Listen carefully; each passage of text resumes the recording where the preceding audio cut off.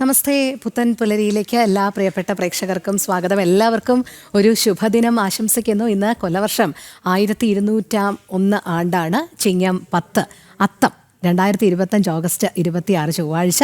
രാഹുകാലം വൈകുന്നേരം 3:29 മുതൽ 5 മണി വരെയാണ്.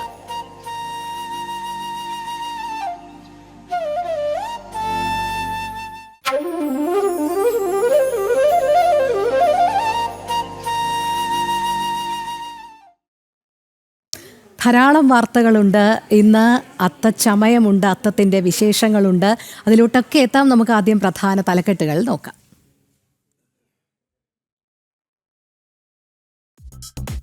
News headlines brought to you by Happy Jacks. Happy keeps everybody happy.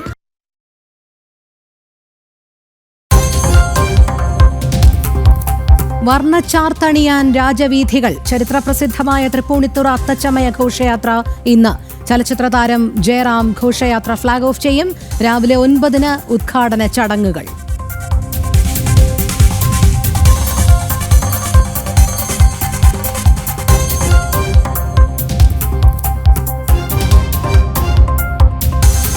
Suspend ചെയ്തിട്ടും കോൺഗ്രസിന് വിട്ടൊഴിയാതെ രാഹുൽ ബാധ. രാഹുലിന്റെ MLA സ്ഥാനം നിലനിർത്താൻ നീക്കങ്ങൾ നടത്തിയ ഷാഫി പറമ്പിലിനെതിരെയും അമർഷം. ജനങ്ങൾക്കിടയിൽ ഇറങ്ങിച്ചെല്ലാനാകാതെ പാലക്കാട്ടെ കോൺഗ്രസ്.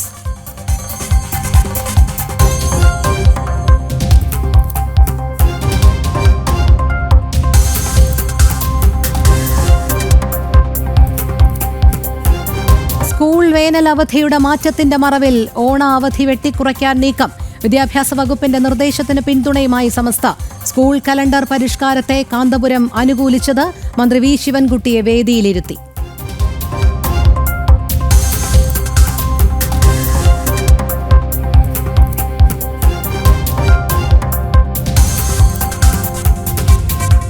ഗുരുവായൂർ ക്ഷേത്രത്തിൽ പുലർച്ചെ മുതൽ പരിഹാരക്രിയകൾക്ക് തുടക്കം. ശുദ്ധികർമ്മം ക്ഷേത്രക്കുളത്തിൽ അഹിന്ദുവിന്റെ റീൽസ് ചിത്രീകരണത്തെ തുടർന്ന് ഭക്തർക്ക് ഇന്ന് ക്ഷേത്രദർശനം വൈകിട്ട് മാത്രം.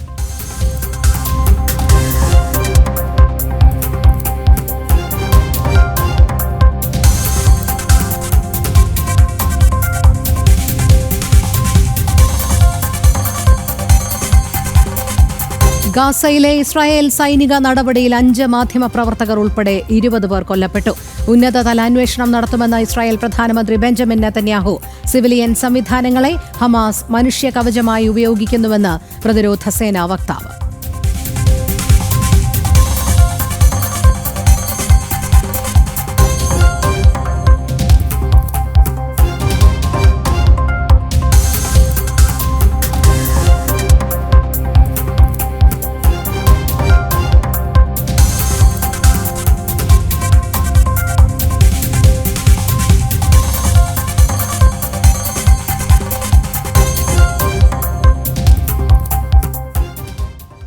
അത്തച്ചമയം ഇന്ന്.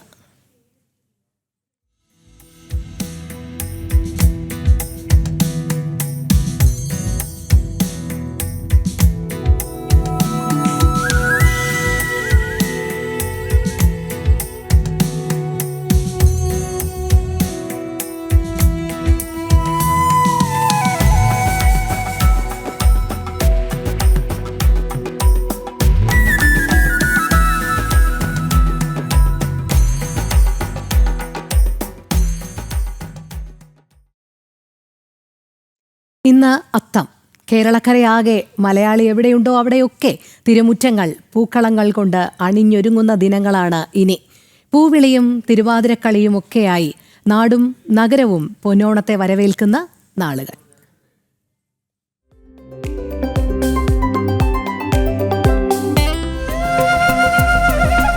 ഇന്ന് അത്തം. ഓണത്തിന്റെ വരവറിയിച്ച് കേരളമാകെ അത്തപ്പൂക്കളം നിറയുന്നു. ഇനി ക്ഷേത്രനടകളിലും വീടുകളുടെ തിരുമുറ്റത്തും അത്തപ്പൂക്കളം അണിഞ്ഞൊരുങ്ങുന്നു.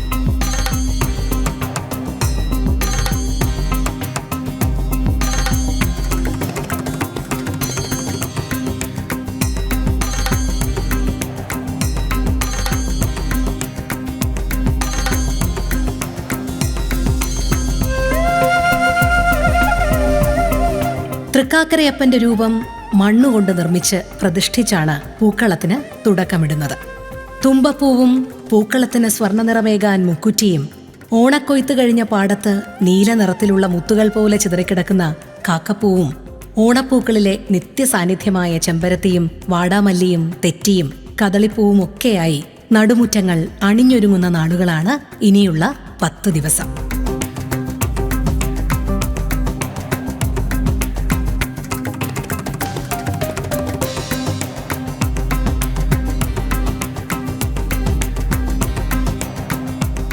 പൂവിളിയും പൂവിടലും ഊഞ്ഞാലാട്ടവും തിരുവാതിരക്കളിയുമൊക്കെയായി വീണ്ടും ഒരു ഓണക്കാലം. കൂടെ പ്രതീക്ഷയുടെ വരവറിയിച്ച് വാലിട്ട് കണ്ണെഴുതി ഓണക്കിളിയും വരവായി.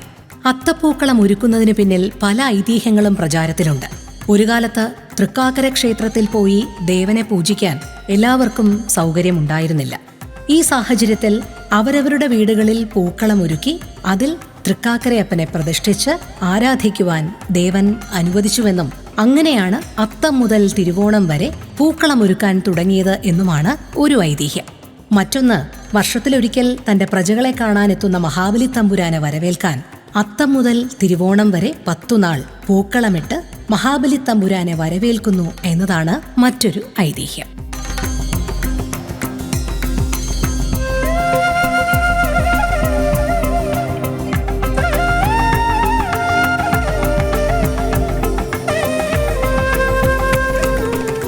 എല്ലാ ജനം TV പ്രേക്ഷകർക്കും ഐശ്വര്യത്തിന്റെയും സമൃദ്ധിയുടെയും ഓണാശംസകൾ.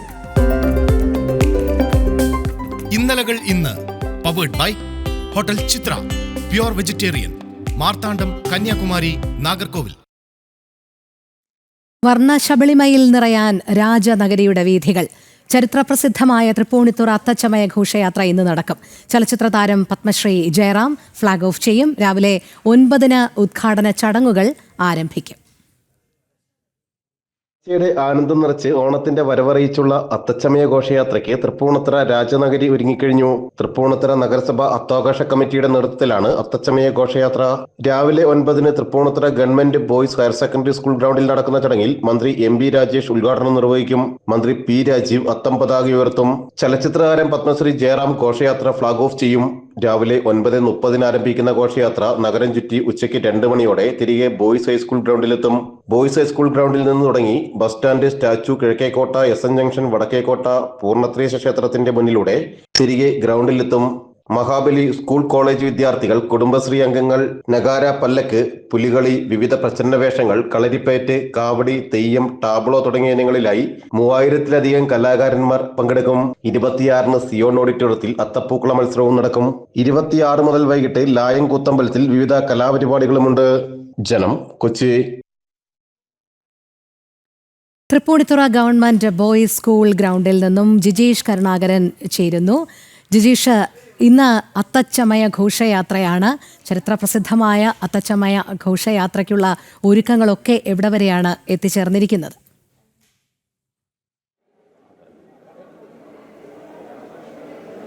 രോഹിണി, വലിയ ഒരു ആഘോഷത്തിന്റെ നിറവിൽ തന്നെയാണ് തൃപ്പൂണിത്തുറ. കാരണം തൃപ്പൂണിത്തുറ അത്തച്ചമയം ചരിത്ര പ്രസിദ്ധമാണ്. എല്ലാ വർഷവും നാളിൽ ഇവിടെ നടക്കുന്ന ചമയ ഘോഷയാത്ര അതുതന്നെയാണ് ഓണത്തിന്റെ വരവറിയിച്ചുകൊണ്ടുള്ള ആദ്യത്തെ ചടങ്ങുകളിലൊന്ന്, കേരളത്തിൽ നടക്കുന്ന പ്രധാനപ്പെട്ട ചടങ്ങുകളിലൊന്ന്. ഇനിയുള്ള 10 നാൾ ആഘോഷങ്ങളുടേതാണ്. തിരുവോണം വരെയുള്ള കാത്തിരിപ്പിന്റേതും പൊന്നോണത്തെ വരവേൽക്കാനുള്ള വലിയ ആരവങ്ങളുടേതും എല്ലാം തന്നെയാണ് തൃപ്പൂണിത്തുറ അത്തച്ചമയ ഘോഷയാത്ര വേണ്ടിയുള്ള ഒരുക്കങ്ങൾ നടക്കുകയാണ് തൃപ്പൂണിത്തുറ ബോയ്സ് ഹൈസ്കൂൾ മൈതാനത്ത്. നമ്മളിപ്പോൾ അവിടെയാണുള്ളത്. നിരവധി കലാകാരന്മാരെല്ലാം തന്നെ ഇവിടെ നമുക്കൊപ്പമുണ്ട്. നമ്മൾ ഏത് കലാവിഭാഗമായിട്ട് ബന്ധപ്പെട്ട?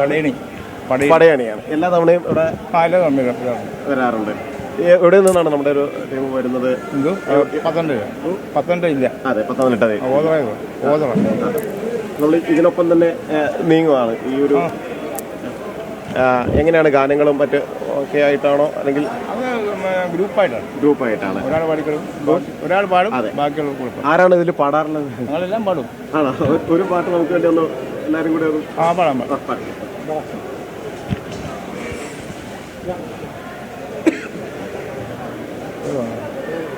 ഓം നമ ശിവായ മേ നമ ശിവായ മേ നമോ ഓം നമ ശിവായ മേ നമ ശിവായ മേ തൊഴാം ഓം നമ ശിവായ മേ നമ ശിവായ മേ നമോ ഓം നമ ശിവായ മേ നമ ശിവായ മേ തൊഴാം അമ്പിളിച്ചല്ലണിയുന്ന തമ്പൂരാനെന്നുടെ ചിത്തെ കമ്പമെല്ലാം ഒഴിക്കണേ തൃച്ചെങ്ങന്നൂരപ്പനെ അമ്പിളിച്ചല്ലണിയുന്ന തമ്പൂരാനെന്നുടെ ചിത്തെ കമ്പമെല്ലാം ഒഴിക്കണേ തൃച്ചെങ്ങന്നൂരപ്പനെ ആത്മമോദമാർത്തീർന്നു പേർത്തുമെൻ്റെ സങ്കടത്തെ ൃക്കവിയൂരപ്പനെ ആത്മമോദമാർത്തീർത്തുമെൻ്റെ സങ്കടത്തെ ലോകനാഥ ഇച്ചിരിക്കു തൽക്ഷണം വിളക്കതായി വിളങ്ങിടുന്ന രക്ഷകർത്താവല്ലോ നാഗാകൃച്ചെന്നമംഗലത്തപ്പനെ ഇച്ചിരിക്കു തൽക്ഷണം വിളക്കതായി വിളങ്ങിടുന്ന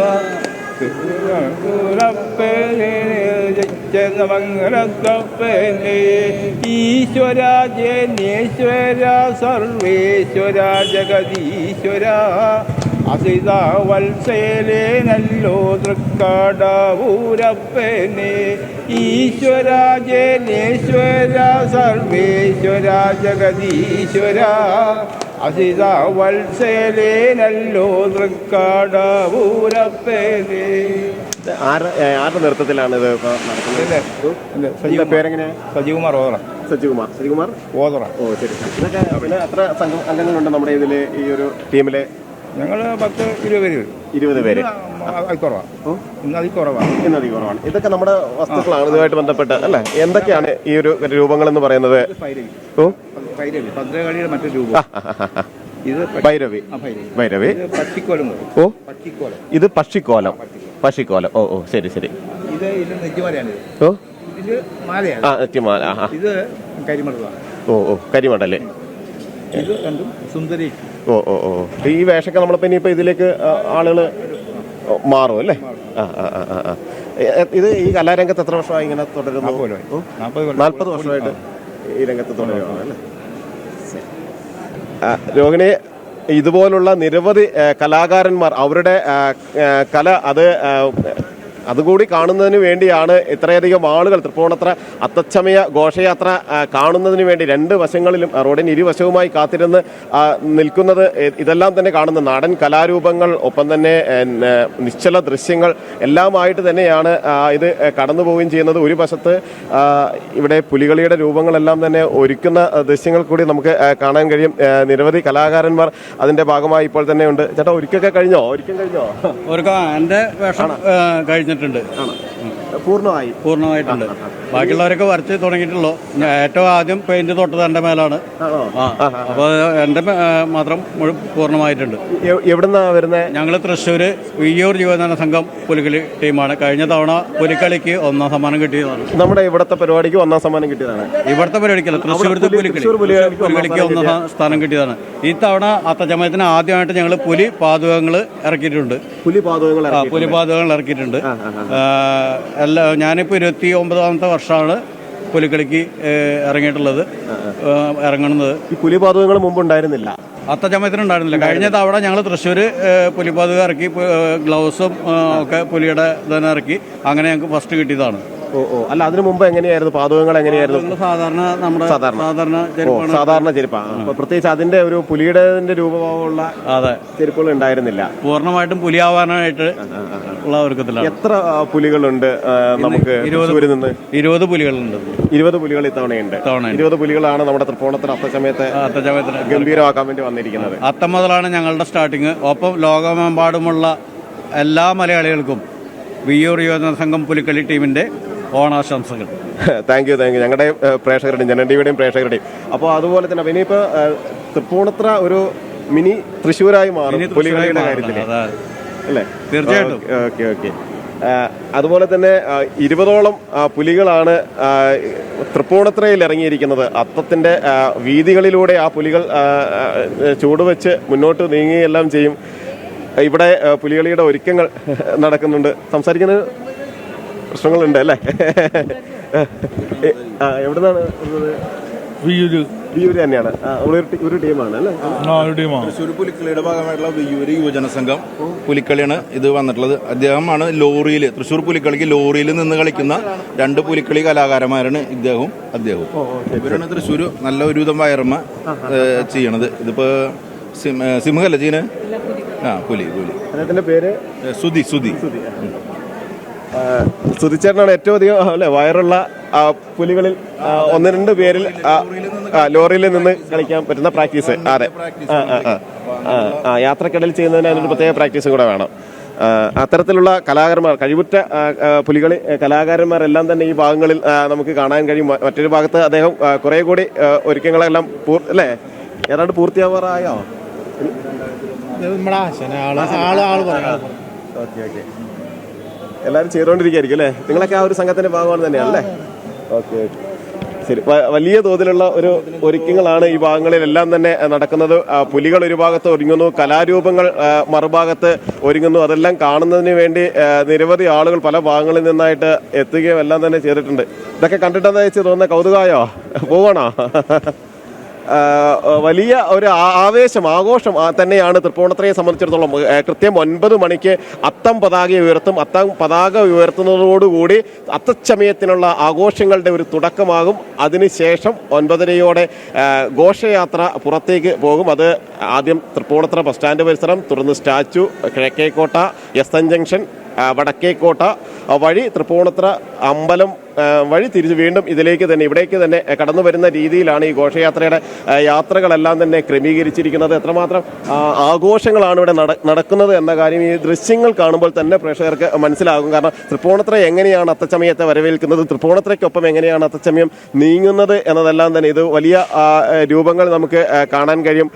ഇതിലെല്ലാം ആളുണ്ട് ഇതിനകത്ത് തന്നെ എന്ന് നമുക്ക് പക്ഷേ ഞാൻ ഒന്ന് ഇടപെടുകയാണ്. ജിജീഷ തുടരുക. നമുക്ക് കൂടുതൽ വർണ്ണാഭമായ കാഴ്ചകൾ പ്രേക്ഷകരിലേക്ക് എത്തിക്കേണ്ടതുണ്ട്.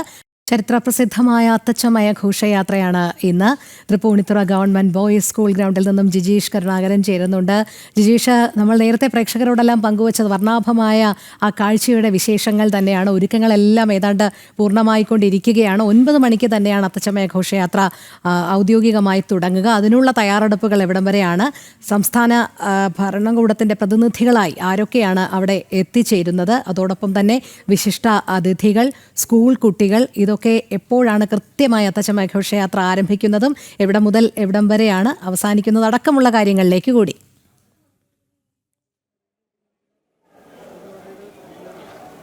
രോഹിണി, ഇവിടെ സംസ്ഥാന സർക്കാരിൻ്റെ പ്രതിനിധികളായി മന്ത്രി എം ബി രാജേഷും പി രാജീവും പങ്കെടുക്കുന്നുണ്ട്. ഇതിൻ്റെ ഘോഷയാത്ര ഫ്ലാഗ് ഓഫ് ചെയ്യുന്നത് നടൻ പത്മശ്രീ ജയറാമാണ്. അദ്ദേഹം ഇത് ഫ്ലാഗ് ഓഫ് ചെയ്യുന്നതോടുകൂടി ഈ ഒരു ഘോഷയാത്രയ്ക്ക് ആരംഭം കുറിക്കും. എല്ലാ ഒരുക്കങ്ങളും ഒരു ഭാഗത്ത് പൂർത്തിയാകുന്നു. കുട്ടികളടക്കം അണിനിരന്ന് നീങ്ങുന്നത് 9:30 9:30 പുറത്തേക്ക് ഇറങ്ങും. പിന്നീട് ഇവിടെ പ്രധാനമായും ബോയ്സ് ഹൈസ്കൂൾ മൈതാനത്ത് നിന്ന് ആരംഭിച്ചതിന് ശേഷം എറണാകുളം ഇവിടെ തൃപ്പൂണിത്തുറയുടെ ഭാഗങ്ങളിലൂടെ കടന്നുപോയി അത് പ്രധാനം ബസ് സ്റ്റാൻഡ് പരിസരത്തിലൂടെയും സ്റ്റാച്ചു ജംഗ്ഷനിലൂടെയും എല്ലാം കടന്ന് കിഴക്കേക്കോട്ട വഴി വടക്കേക്കോട്ട തൃപ്പൂണിത്തുറ അമ്പലം വഴിയാണ് കടന്നു പോകുന്നത്. അതിനെല്ലാമുള്ള ഒരുക്കങ്ങൾ നടത്തുന്നു. ഇപ്പോൾ ഇതുമായി ബന്ധപ്പെട്ട് ഡാഗിനിയുണ്ട്. ഒപ്പം തന്നെ നേരത്തെ മായാവി ഉണ്ടായിരുന്നു. മായാവി നമ്മുടെ ഇടവേളയ്ക്ക് മുമ്പ് വരെ ഇവിടെ മായാവി സന്നിഹിതനായിരുന്നു. പിന്നീട് മായാവി അപ്രത്യക്ഷനായി. ലുട്ടാപ്പി ഉണ്ടായിരുന്നു അദ്ദേഹത്തോടൊപ്പം. അങ്ങനെ കലാരൂപങ്ങളുടെ വലിയ ഒരു നീണ്ട നിര നമുക്ക് ഇവിടെ കാണാൻ കഴിയും. നാടൻ കലാരൂപങ്ങളെല്ലാം തന്നെ ഒരു ഭാഗത്ത് അല്പസമയം കഴിയുമ്പോൾ തന്നെ വരും. മറുഭാഗത്ത് നേരത്തെ നമ്മൾ ഒരുക്കങ്ങളെല്ലാം തന്നെ കണ്ടിരുന്നു. അവിടെ പുലികളിയുടെ ഒരുക്കങ്ങളാണ്. എങ്ങനെയാണോ തൃശ്ശൂർ പുലി ഇറങ്ങുന്നത് സമാനമായ രീതിയിൽ 20ഓളം പുലികൾ തൃപ്പൂണിത്തുറയുടെ വീതികളിലൂടെയും കടന്നുപോകും. രാജനഗരിയുടെ വീതികളിൽ വലിയ ചരിത്രമുറങ്ങുന്നതാണ് തൃപ്പൂണിത്തുറ. ആ തൃപ്പൂണിത്തുറയിൽ അത്തച്ചമയത്തിനും ഒരു ചരിത്രമുണ്ട്. കൊച്ചി മഹാരാജാവ് സൈന്യസമേതനായി തൻ്റെ പ്രജകളെ കാണുന്നതിന് വേണ്ടി ഈ വീതികളിലൂടെയാണ് കടന്നുപോയത്. നമ്മൾ ഇപ്പോൾ എങ്ങനെയാണോ ക്രമീകരിച്ചിരിക്കുന്നത് അതിൽ നിന്ന് വ്യത്യസ്തമായി അന്ന് ഹിൽ പാലസ്, അദ്ദേഹത്തിന്റെ കൊട്ടാരം ഇരിക്കുന്ന ഹിൽ പാലസിൽ നിന്നായിരുന്നു അതിലൂടെയെല്ലാമായിരുന്നു ആരംഭിച്ചിരുന്നത്. പിന്നീട് 1961 മുതൽ ജനകീയ അത്തച്ചമയമായി, ആദ്യം രാജകീയ അത്തച്ചമയമാണ് എങ്കിൽ ആ രാജഭരണത്തിന്റെ അവസാനത്തിന് ശേഷം ജനകീയ സർക്കാരുകൾ അധികാരത്തിൽ വന്നു. 61 മുതൽ ജനകീയ അത്തച്ചമയമായിട്ടാണ് കൊണ്ടാടുന്നത്. അതായത് വലിയൊരു കൂട്ടായ്മയായി, അവിടെ രാഷ്ട്രീയ വ്യത്യാസങ്ങളൊന്നുമില്ലാതെ തന്നെ കൃത്യമായ ഒരു സംഘാടക സമിതി രൂപീകരിച്ച് അതിൽ എല്ലാവരെയും ഉൾപ്പെടുത്തി എല്ലാവരും ഉൾക്കൊണ്ടുകൊണ്ട് തന്നെ നടത്തുന്ന വലിയ ഒരു ആഘോഷമായി തന്നെയാണ് അത് മുന്നോട്ട് പോവുകയും ചെയ്യുന്നത്. അവരെല്ലാവരും തന്നെ ഒരുങ്ങുന്നത് ഈ ഒരു ഭാഗത്ത് വെച്ചാണ്. എല്ലാവരുടെയും ഒരുക്കങ്ങളെല്ലാം തന്നെ പൂർത്തിയാകുന്നത്. ഇവിടെ കലാകാരന്മാരുടെ സംഘങ്ങളുണ്ട്. ഓരോ മുറികളിലും കലാകാരന്മാർ ഇപ്പോൾ ഈ ഒരു ഒരുക്കത്തിലാണ്. നേരത്തെ പുലികളിയുമായി ബന്ധപ്പെട്ട ഒരുക്കങ്ങളെല്ലാം തന്നെ നമ്മൾ കണ്ടിരുന്നു. മറുഭാഗത്ത് അവിടെ മറ്റു കലാകാരന്മാർ കൂടി ഈ ഒരു ആഘോഷങ്ങളുടെ ഭാഗമായ ഒരുക്കങ്ങൾ പൂർത്തിയാകുന്നു. കൃത്യമായി നിരവധി കലാകാരന്മാർ പല ഭാഗങ്ങളിൽ നിന്നായി ഇവിടെ എത്തുകയും ചെയ്തിട്ടുണ്ട്. അതിൻ്റെ എല്ലാം തന്നെ ഒരു ഒരുക്കങ്ങൾ നമുക്ക് കാണാനും കഴിയും. കൃത്യം 9:30 തന്നെ അത്തം പതാക ഉയർത്തുന്നതോടുകൂടി ആഘോഷങ്ങൾക്ക് തുടക്കം കുറിക്കുകയും ചെയ്യും. വലിയ ഒരു ആഘോഷങ്ങൾ തന്നെയാണ് കാലങ്ങളായി ഇവിടെ നടക്കുകയും ചെയ്യുന്നത്. ചേട്ടാ, ഇവിടെ എല്ലാ വർഷം വരുന്നതാണോ? കാണാൻ വരുന്നതാണ്? കാണാൻ വരുന്നതല്ലേ? അതെ. എത്ര നാളായി വരാൻ തുടങ്ങിയിട്ട്? എല്ലാ കൊല്ലം വരാറുണ്ട്. വർഷങ്ങളായിട്ട് കാണുന്നതാണ്. ഈ തൃപ്പൂണിത്തുറ ഹിൽ പാലസ് നിന്ന് ആരംഭിക്കുമ്പോൾ മുതലുള്ള ചരിത്രം അറിയാൻ പറ്റുമായിരിക്കും അല്ലേ? ഹിൽ പാലസ് ആരംഭിച്ചു. ശരി ജിജീഷ്, എന്തായാലും നമുക്ക് ഘോഷയാത്രയുടെ തത്സമയ ദൃശ്യങ്ങളും അതോടൊപ്പം തന്നെ നിരവധി വർണ്ണാഭമായ കാഴ്ചകളും ഒക്കെ പ്രേക്ഷകരിലേക്ക് എത്തിക്കേണ്ടതുണ്ട്. വരും മണിക്കൂറുകളിലും ജിജീഷിലേക്ക് എത്താം. ചരിത്ര പ്രസിദ്ധമായ അത്തച്ചമയ ഘോഷയാത്രയ്ക്കുള്ള ഒരുക്കങ്ങളെല്ലാം ഇങ്ങനെ പൂർണ്ണമായിക്കൊണ്ടിരിക്കുകയാണ്. ഗവൺമെന്റ് ബോയ്സ് സ്കൂൾ ഗ്രൗണ്ടിൽ നിന്നും ജിജീഷ് കരുണാകരനാണ് തത്സമയ വിവരങ്ങൾ നൽകിക്കൊണ്ടിരുന്നത്. നമുക്കൊരു ഇടവേളയിലേക്ക്. ചിങ്ങം പിറന്നാൽ തന്നെ മലയാളിക്ക് പിന്നീട് അങ്ങോട്ട് ആഘോഷത്തിൻ്റെ നാളുകളാണ്. അതിൽ അത്തമായി കഴിഞ്ഞാലോ പിന്നീട് ഓണത്തെ വരവേൽക്കാനുള്ള എല്ലാ ഒരുക്കങ്ങളിലേക്കും കടക്കും നാം ഓരോരുത്തരും. പക്ഷേ ഇത്തവണ മുൻ വർഷങ്ങളിൽ നിന്ന് വ്യത്യസ്തമായി ഇക്കുറി അത്തം തുടങ്ങി 11ാം ദിവസമാണ് തിരുവോണം എന്നുള്ളതാണ്.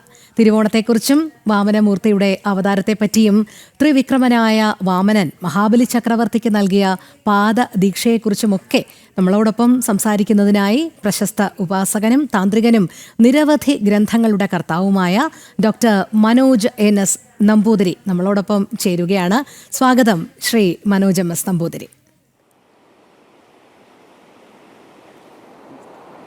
നമസ്കാരം. നമ്മൾ തുടക്കത്തിൽ പറഞ്ഞതുപോലെ തന്നെ ഇത്തവണ അത്തം 10 തിരുവോണം എന്നുള്ളതിന് ഒരു അല്പം മാറ്റമുണ്ടല്ലോ. അത്തം തുടങ്ങി 11ാം ദിവസമാണല്ലോ തിരുവോണം വരുന്നത്. ഏത് നാളാണ് ഈ ഒരു ദിവസം കൂടി കൈയടക്കിയത്? ചിത്തിര. അത് ചില സമയങ്ങളിൽ നവരാത്രിക്ക് അങ്ങനെ സംഭവിക്കാറുണ്ട്. ഒരു നക്ഷത്രം ചിലപ്പോൾ 2 ദിവസമായിട്ടായിരിക്കും വരിക. അതുകൊണ്ടുള്ള ഒരു പ്രത്യേകത മാത്രമേ കണക്കാക്കിയാൽ മതി. അതിൽ വേറെ അതിശയോക്തിയൊന്നുമില്ല. സാധാരണഗതിയിൽ ചൈത്ര നവരാത്രിയിലും ആഷാഢ നവരാത്രിയിലും ഒക്കെ സംഭവിക്കാറുണ്ട്. അതിനൊരു ജ്യോതിഷപരമായൊരു പ്രത്യേകത മാത്രമേ കണക്കാക്കിയാൽ മതി. അങ്ങനെയാണെങ്കിൽ നമുക്ക് ഈ ഓണം എന്നുള്ളൊരു സങ്കല്പത്തിൽ നിന്ന് തന്നെ തുടങ്ങാമല്ലേ? അത് നമ്മുടെ കേരളക്കരെ അല്ലെങ്കിൽ മലയാളികൾക്ക് ആ ഒരു സങ്കല്പത്തിലേക്ക് എത്തിച്ചേർന്നതും തുടർന്നുള്ള ഓണാഘോഷങ്ങൾ അല്ലെങ്കിൽ അതിൻ്റെ കൃത്യമായ രീതികൾ ഇതൊക്കെ കൂടി ഒന്ന് നമ്മുടെ പ്രേക്ഷകരോട് വിവരിക്കാം.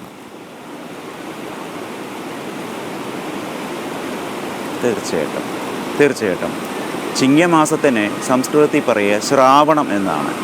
ശ്രാവണം എന്നതിൻ്റെ സാവണം എന്നത് പിന്നീട് ആവണം എന്നായി, ആവണം എന്നുള്ളത് പിന്നീട് ആണം എന്നായി, ആണം എന്നുള്ളതാണ് ഓണമാവുന്നത്. ഇങ്ങനെയാണ് അതിൻ്റെ റൂട്ട് വരുന്നത്. ശ്രാവണം എന്ന പദം തന്നെയാണ് പിന്നീട് ഓണമായിട്ട് പരിണമിക്കുന്നത്. അപ്പോൾ ഓണം എന്ന് പറയുന്നത് ഇന്നും മലയാളിയെ സംബന്ധിച്ച് വളരെ നൊസ്റ്റാൾജിക്കായിട്ടുള്ള ഒരു വിഷയമാണ്. എങ്കിൽ പോലും ഇന്നും ബഹുഭൂരിപക്ഷത്തിനും അത് മാവേലിയുമായി ബന്ധപ്പെട്ടതാണോ വാമനനുമായി ബന്ധപ്പെട്ടതാണോ എന്നുള്ളതിനെക്കുറിച്ച് ഒരു തർക്കം, വളരെ ഗൗരവപരമായ തർക്കം നടക്കുന്നൊരു വിഷയമാണ്. എങ്കിലും ഒരു പൊതുവെ മലയാളിക്ക് ഇഷ്ടം മാവേലിയുമായി ബന്ധപ്പെടുത്തി പറയുന്നതാണ്. യഥാർത്ഥത്തിൽ മഹാവിഷ്ണുവിൻ്റെ തിരു അവതാരമായ വാമനമൂർത്തിയുടെ അവതാരം കൊണ്ട ദിവസമായിട്ടാണ് ഓണത്തെ പരിഗണിക്കേണ്ടത്. അതുകൊണ്ട് തന്നെ തൃക്കാക്കരയപ്പനുമായി ബന്ധപ്പെട്ട, തൃക്കാക്കര എന്ന് പറയുന്നത് എറണാകുളത്തെ ഒരു സ്ഥലമാണ്. തൃക്കാൽക്കര, അതായത് അദ്ദേഹത്തിൻ്റെ കാല് പതിഞ്ഞ സ്ഥലം എന്ന അർത്ഥത്തിൽ തൃക്കാൽക്കര എന്നാണ് ആ സ്ഥലത്തിൻ്റെ ശരിയായ പേര്. അത് പിന്നീട് തൃക്കാക്കര എന്നായി. ഈ തൃക്കാക്കരയിലെ വാമനമൂർത്തിയുടെ ഒരു പ്രതിഷ്ഠയുണ്ട്. അതുമായി തെക്കൻ കേരളത്തിൽ ഉള്ളവർ നമ്മുടെ അത്തപ്പൂക്കളം ഇട്ടതിന് ശേഷം അതിൽ 3 രൂപങ്ങൾ വയ്ക്കാറുണ്ട്. മണ്ണ് കൊണ്ടുണ്ടാക്കിയ ഒരു ചെറിയ രൂപം, ഒന്ന് വലിപ്പം കൂടിയത്, മറ്റത് ചിലപ്പം ചെറിയ ഉരുളയായിട്ടായിരിക്കാം. പ്രാദേശിക ഭേദങ്ങളുണ്ടാവുന്നേ ഉള്ളൂ. മറ്റതും ചെറിയ സ്തൂപികയായിട്ട് തന്നെ ആയിരിക്കും ചിലയിടങ്ങളിൽ വയ്ക്കുക. അപ്പോൾ അതിൽ ഒന്ന് പരമശിവൻ, ഒന്ന് മാവേലി, ആ നടുക്ക് വരുന്ന വലിയ രൂപം വാമനൻ. ഈ തരത്തിലാണ് വെച്ച് ആരാധിക്കുക. ഏറ്റവും അവസാന ദിവസം, അതായത് തിരുവോണ ദിവസം അടയുണ്ടാക്കിയതിന് ശേഷം അത് നിവേദ്യം കൊടുത്ത് അതിനെ പൂക്കളത്തെ മാറ്റി പൂജ അവസാനിപ്പിക്കും. ഇനി ഓണവുമായി ബന്ധപ്പെട്ട പറയേണ്ട മറ്റൊരു വലിയ വിശേഷമെന്ന് പറഞ്ഞാൽ, സാധാരണഗതിയിൽ പലർക്കും അറിയില്ല എങ്കിലും ചിലർക്കെങ്കിലും അറിയാവുന്നൊരു കാര്യമുണ്ട്. ഇത് വളരെ വലിയൊരു ആധ്യാത്മിക വിശേഷമാണ്. ഇത്രയേറെ അത് സെലിബ്രേറ്റ് ചെയ്യപ്പെടുന്നതിന് കാരണം ദശനാഡി സാധന എന്നുണ്ട്. ദശനാഡി സാധന എന്ന് പറഞ്ഞിരുന്നു കഴിഞ്ഞാൽ ഇട, പിങ്കള, സുഷ്മിന, കുഹു, ഹസ്തജിഹ്വ, അലംബിഷ, ഗാന്ധാരി, കൂഹു എന്നൊക്കെ പറയുന്ന ശരീരത്തിലെ 10 നാഡികളെ ആധാരമാക്കി ഒരു സാധനാ സമ്പ്രദായമുണ്ട്. ഒരു ആധ്യാത്മിക സാധനയാണ്. നവരാത്രി ദിവസങ്ങളിൽ താന്ത്രികന്മാർ ചെയ്യുന്നത് പോലെ വൈഷ്ണവന്മാരായ ആൾക്കാർക്ക് ചെയ്യാൻ കഴിയുന്ന ഒരു അതിമഹത്തായ ഒരുപാട് പ്രത്യേകതകളുള്ള നിഗൂഢതകളുള്ള ഒരു സാധനയാണ്. ഈ സാധനയുടെ ഏറ്റവും അവസാനം സുഷ്മനയിൽ സംഭവിക്കുന്ന ഒരു ബ്രഹ്മപ്രവാഹം അല്ലെങ്കിൽ അമൃത അനുഭവം എന്നതിനെ പറയുക. ആ അമൃത അനുഭവം എന്ന് പറഞ്ഞാൽ ആനന്ദത്തിൻ്റെ പരമകോടിയാണ്. അതിൻ്റെ സ്ഥൂലമായ ആഘോഷങ്ങളാണ് ഈ കാണുന്ന സദ്യ വയ്ക്കലും ബാക്കി നൃത്തം ചവിട്ടലും ഓണവുമായി ബന്ധപ്പെട്ട് വരുന്ന ബാക്കി കളികളും എല്ലാം. ഓണ ദിവസം എപ്പോഴും ചെയ്യേണ്ടതെന്ന് പറഞ്ഞിരുന്നു കഴിഞ്ഞാൽ മഹാവിഷ്ണുവിനെ ആരാധിക്കുകയാണ് വേണ്ടത്. മാവേലിയെ സ്നേഹിക്കേണ്ടെന്നോ അദ്ദേഹത്തെ പുച്ഛിക്കണമെന്നോ അല്ല ഈ പറഞ്ഞത്. എപ്പോഴും മഹാവിഷ്ണു ആരാധനയെ ബന്ധപ്പെട്ടാണ് ഓണം വരിക.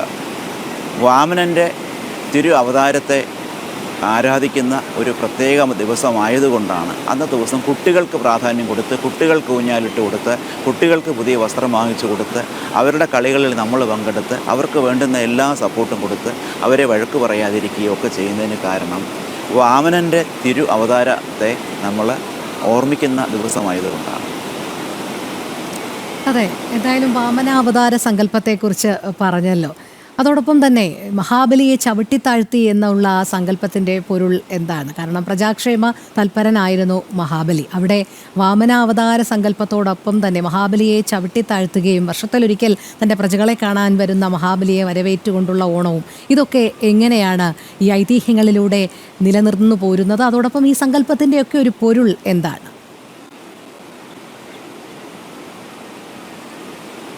തീർച്ചയായിട്ടും യഥാർത്ഥത്തിൽ മഹാബലി എന്ന് പറയുന്ന ഒരു മഹാരാജാവിനെ, അല്ലെ അസുര ചക്രവർത്തിയെ, അതായത് പ്രഹ്ലാദൻ്റെ പൗത്രനാണ്, പ്രഹ്ലാദൻ്റെ മകനായ വിരേചനൻ്റെ മകനാണ് മഹാബലി. അദ്ദേഹത്തെ ചവിട്ടി താഴ്ത്തുകയല്ല ഉണ്ടായത്. സുതലം എന്ന് പറഞ്ഞ പാതാളത്തിലേക്കുമല്ല, നമ്മുടെ 14 ലോകം എന്നൊരു സങ്കല്പമുണ്ട്. അതലം, വിതലം, സുതലം, മഹാതലം, ഇങ്ങനെ ഒരു 14 ലോക സങ്കല്പമുണ്ട്. താഴേക്ക് 7 ലോകങ്ങളും മുകളിലേക്ക് 7 ലോകങ്ങളും. അതിൻ്റെ സൂക്ഷ്മതലം പറഞ്ഞാൽ അപ്പോൾ ശരീരത്തിൽ തന്നെയാണ്. അത് വേറൊരു വിഷയം, അതൊരു ആധ്യാത്മിക വിഷയമാണ്. നമ്മുടെ കാലിൻ്റെ പെരുവിരലാണ് പാതാളം. അങ്ങനെ ആ തരത്തിൽ അങ്ങനെ ഒരു സങ്കല്പമുണ്ട്. മേപ്പോട്ടേക്ക് വരുന്നത് 7 എണ്ണം സ്വർഗം വരെയുള്ള ഇതാണ്. സ്വർഗമല്ല, സത്യലോകം വരെ. അപ്പോൾ ഈ താഴേക്കുള്ള അധോലോകങ്ങളിൽ സുതലം എന്ന് പറയുന്ന ലോകത്തിലേക്കാണ് അദ്ദേഹത്തെ അയക്കുക. അത് ചവിട്ടിത്താഴ്ത്തുകയല്ല. പാദദീക്ഷ എന്ന് പറഞ്ഞ് തന്ത്രത്തിൽ ഒരു സമ്പ്രദായമുണ്ട്. പാദദീക്ഷ എന്ന് പറഞ്ഞിരുന്നു കഴിഞ്ഞാൽ ശിരസിൽ കാലുകൊണ്ട് അമർത്തി തന്നെയാണിത് ചെയ്യുക. അപ്പോൾ അതുകൊണ്ട് അദ്ദേഹത്തിനെ കൂടുതൽ ഉന്നതമായ ലോകങ്ങളിലേക്ക് അയക്കുകയാണ് ചെയ്യുക. അല്ലാതെ അദ്ദേഹത്തെ ഏതെങ്കിലും തരത്തിലേക്ക് ഉപദ്രവിക്കുകയോ ഏതെങ്കിലും തരത്തിൽ എന്താ പറയുക താഴ്ത്തുകയല്ല, ഉയർത്തുകയാണ് ചെയ്തത്. സ്ഥൂലമായ ശരീരം കൊണ്ട് അദ്ദേഹം താഴേക്കാണ് പോയതെങ്കിലും അദ്ദേഹത്തിൻ്റെ ആധ്യാത്മിക അല്ലെങ്കിൽ ബൗദ്ധികമായ തലം അതിനെ പാദദീക്ഷ എന്നൊരു സമ്പ്രദായത്തിലൂടെ തന്ത്രത്തിൽ വരുന്ന 5 ദീക്ഷകളുണ്ട്. 5 അല്ല, ഈ വൈഷ്ണവ സമ്പ്രദായത്തിൽ വരുന്ന 5 ദീക്ഷയിൽ വളരെ പ്രധാനപ്പെട്ട ഒന്നാണ്. അതുകൊണ്ടാണ് നമ്മളിപ്പോഴും ഗുരുക്കന്മാരെ കണ്ടു കഴിഞ്ഞാൽ അവരുടെ കാലിൽ തൊട്ട് നമസ്കരിക്കുകയാണ് പതിവ്. ഗുരുക്കന്മാരെയും മുതിർന്നവരെയും കണ്ട് കാലിൽ തൊട്ട് നമസ്കരിക്കുകയാണ് പതിവ്. ഇത് മഹാബലി അങ്ങോട്ട് ആവശ്യപ്പെട്ടതാണ്, എനിക്ക് പാദദീക്ഷ നൽകിയാലും. കാര്യം മഹാവിഷ്ണുവിനെ പോലെ ഇത്രയും മഹാവിഷ്ണു എന്ന പദത്തിനർത്ഥം തന്നെ വ്യാപന ശക്തിയുള്ളവൻ, എങ്ങും വ്യാപിച്ചിരിക്കുന്നവൻ എന്നാണ് അർത്ഥം. അത്രയും മഹത്തായ ബൃഹത്തായ എനർജി ആയിരിക്കുന്ന അല്ലെങ്കിൽ സ്ഥിതിയുടെ ആളായ അങ്ങ് എനിക്ക് പാദദീക്ഷ നൽകിയാലും എന്ന അപേക്ഷ പ്രകാരം അതിന് അദ്ദേഹം അർഹനായതുകൊണ്ട് അതിനുപോലും ഒരു അർഹത വേണം. ആ അർഹത അദ്ദേഹം നേടിയതുകൊണ്ട് അദ്ദേഹത്തിന് പാദദീക്ഷ കൊടുത്ത് സുതലം എന്ന ലോകത്തിലേക്ക് അയക്കുകയും എന്നിട്ട് അദ്ദേഹത്തിന് കാവലായിട്ട് അദ്ദേഹത്തിന് എല്ലാവിധ സൗഭാഗ്യങ്ങളും നൽകി എല്ലാവിധ സുരക്ഷയും ഏകി അദ്ദേഹത്തിന് കാവലായിട്ട് അദ്ദേഹം നിൽപ്പുണ്ടെന്നാണ് വിശ്വാസം. വാമന അവതാരം, മഹാബലി അവതാരം, ഇതെല്ലാം നമ്മൾ സൂചിപ്പിക്കുകയുണ്ടല്ലോ. തൃക്കാക്കരയപ്പൻ എന്നുള്ളൊരു സങ്കല്പം എങ്ങനെയാണ് ഉടലെടുത്തത്? എങ്ങനെയാണ് തിരുമുറ്റത്ത് തൃക്കാക്കരയപ്പനെ പ്രതിഷ്ഠിച്ചുകൊണ്ടുള്ള ഒരു തിരുവോണം, ആ ഒരു സങ്കല്പത്തിലേക്ക് എത്തിയത് എങ്ങനെയാണ്?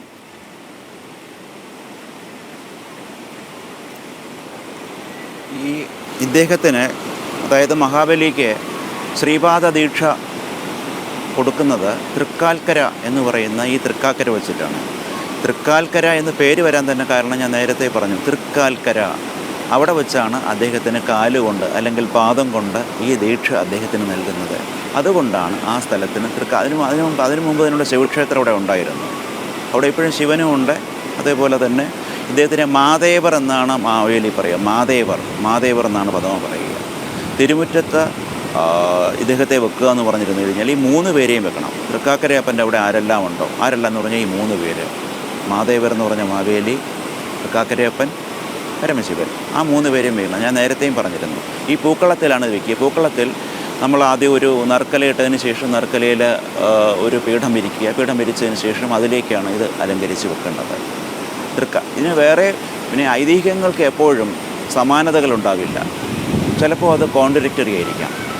പരശുരാമൻ ഈ ബ്രാഹ്മണരെ ബ്രാഹ്മണർക്ക് ഈ ഭൂമി ദാനം ചെയ്തതിന് ശേഷം, ക്ഷത്രിയന്മാരെ കൊന്നൊടുക്കിയതിന് ശേഷം, ഈ ഭൂമി ദാനം ചെയ്തതിന് ശേഷം അവരോട് നിങ്ങൾക്ക് എന്ത് ആവശ്യമുണ്ടെങ്കിലും നിങ്ങൾ എന്നെ വിളിച്ചാൽ മതി, ഞാൻ വരാം എന്ന് പറഞ്ഞു.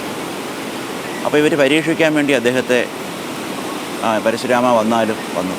എന്താ കാര്യം? ഒന്നുമില്ല, വരുമോയെന്ന് അറിയാൻ വേണ്ടി വിളിച്ചതാണ്. ഇങ്ങനെ ഒരു 3 തവണ പരീക്ഷിച്ച് കഴിഞ്ഞപ്പോഴത്തേനും അദ്ദേഹത്തിന് ദേഷ്യം വന്നു.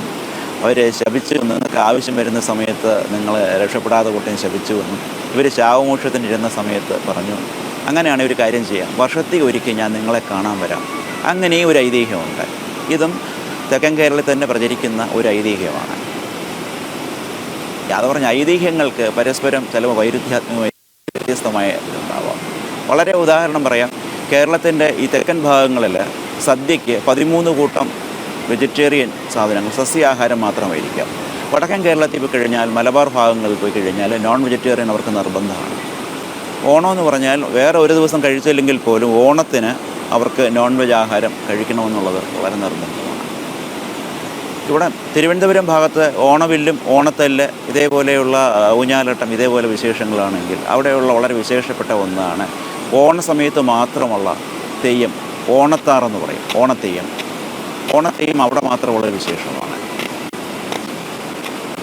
അതെ, അതായത് കേരളത്തിൽ ഓണത്തിന്റെ വിശേഷങ്ങൾ തെക്കും വടക്കും ഒക്കെ വ്യത്യാസപ്പെട്ടിരിക്കുന്നു എന്നാണ് അല്ലേ? നമ്മുടെ കാലം ചെല്ലും തോറും അല്ലെങ്കിൽ ഇപ്പോഴത്തെ കാലത്ത് ഈ ഓണത്തിന്റെ പൊലിമ കുറയുന്നു, മാറ്റു കുറയുന്നതായിട്ടുള്ള അഭിപ്രായങ്ങളുണ്ടോ?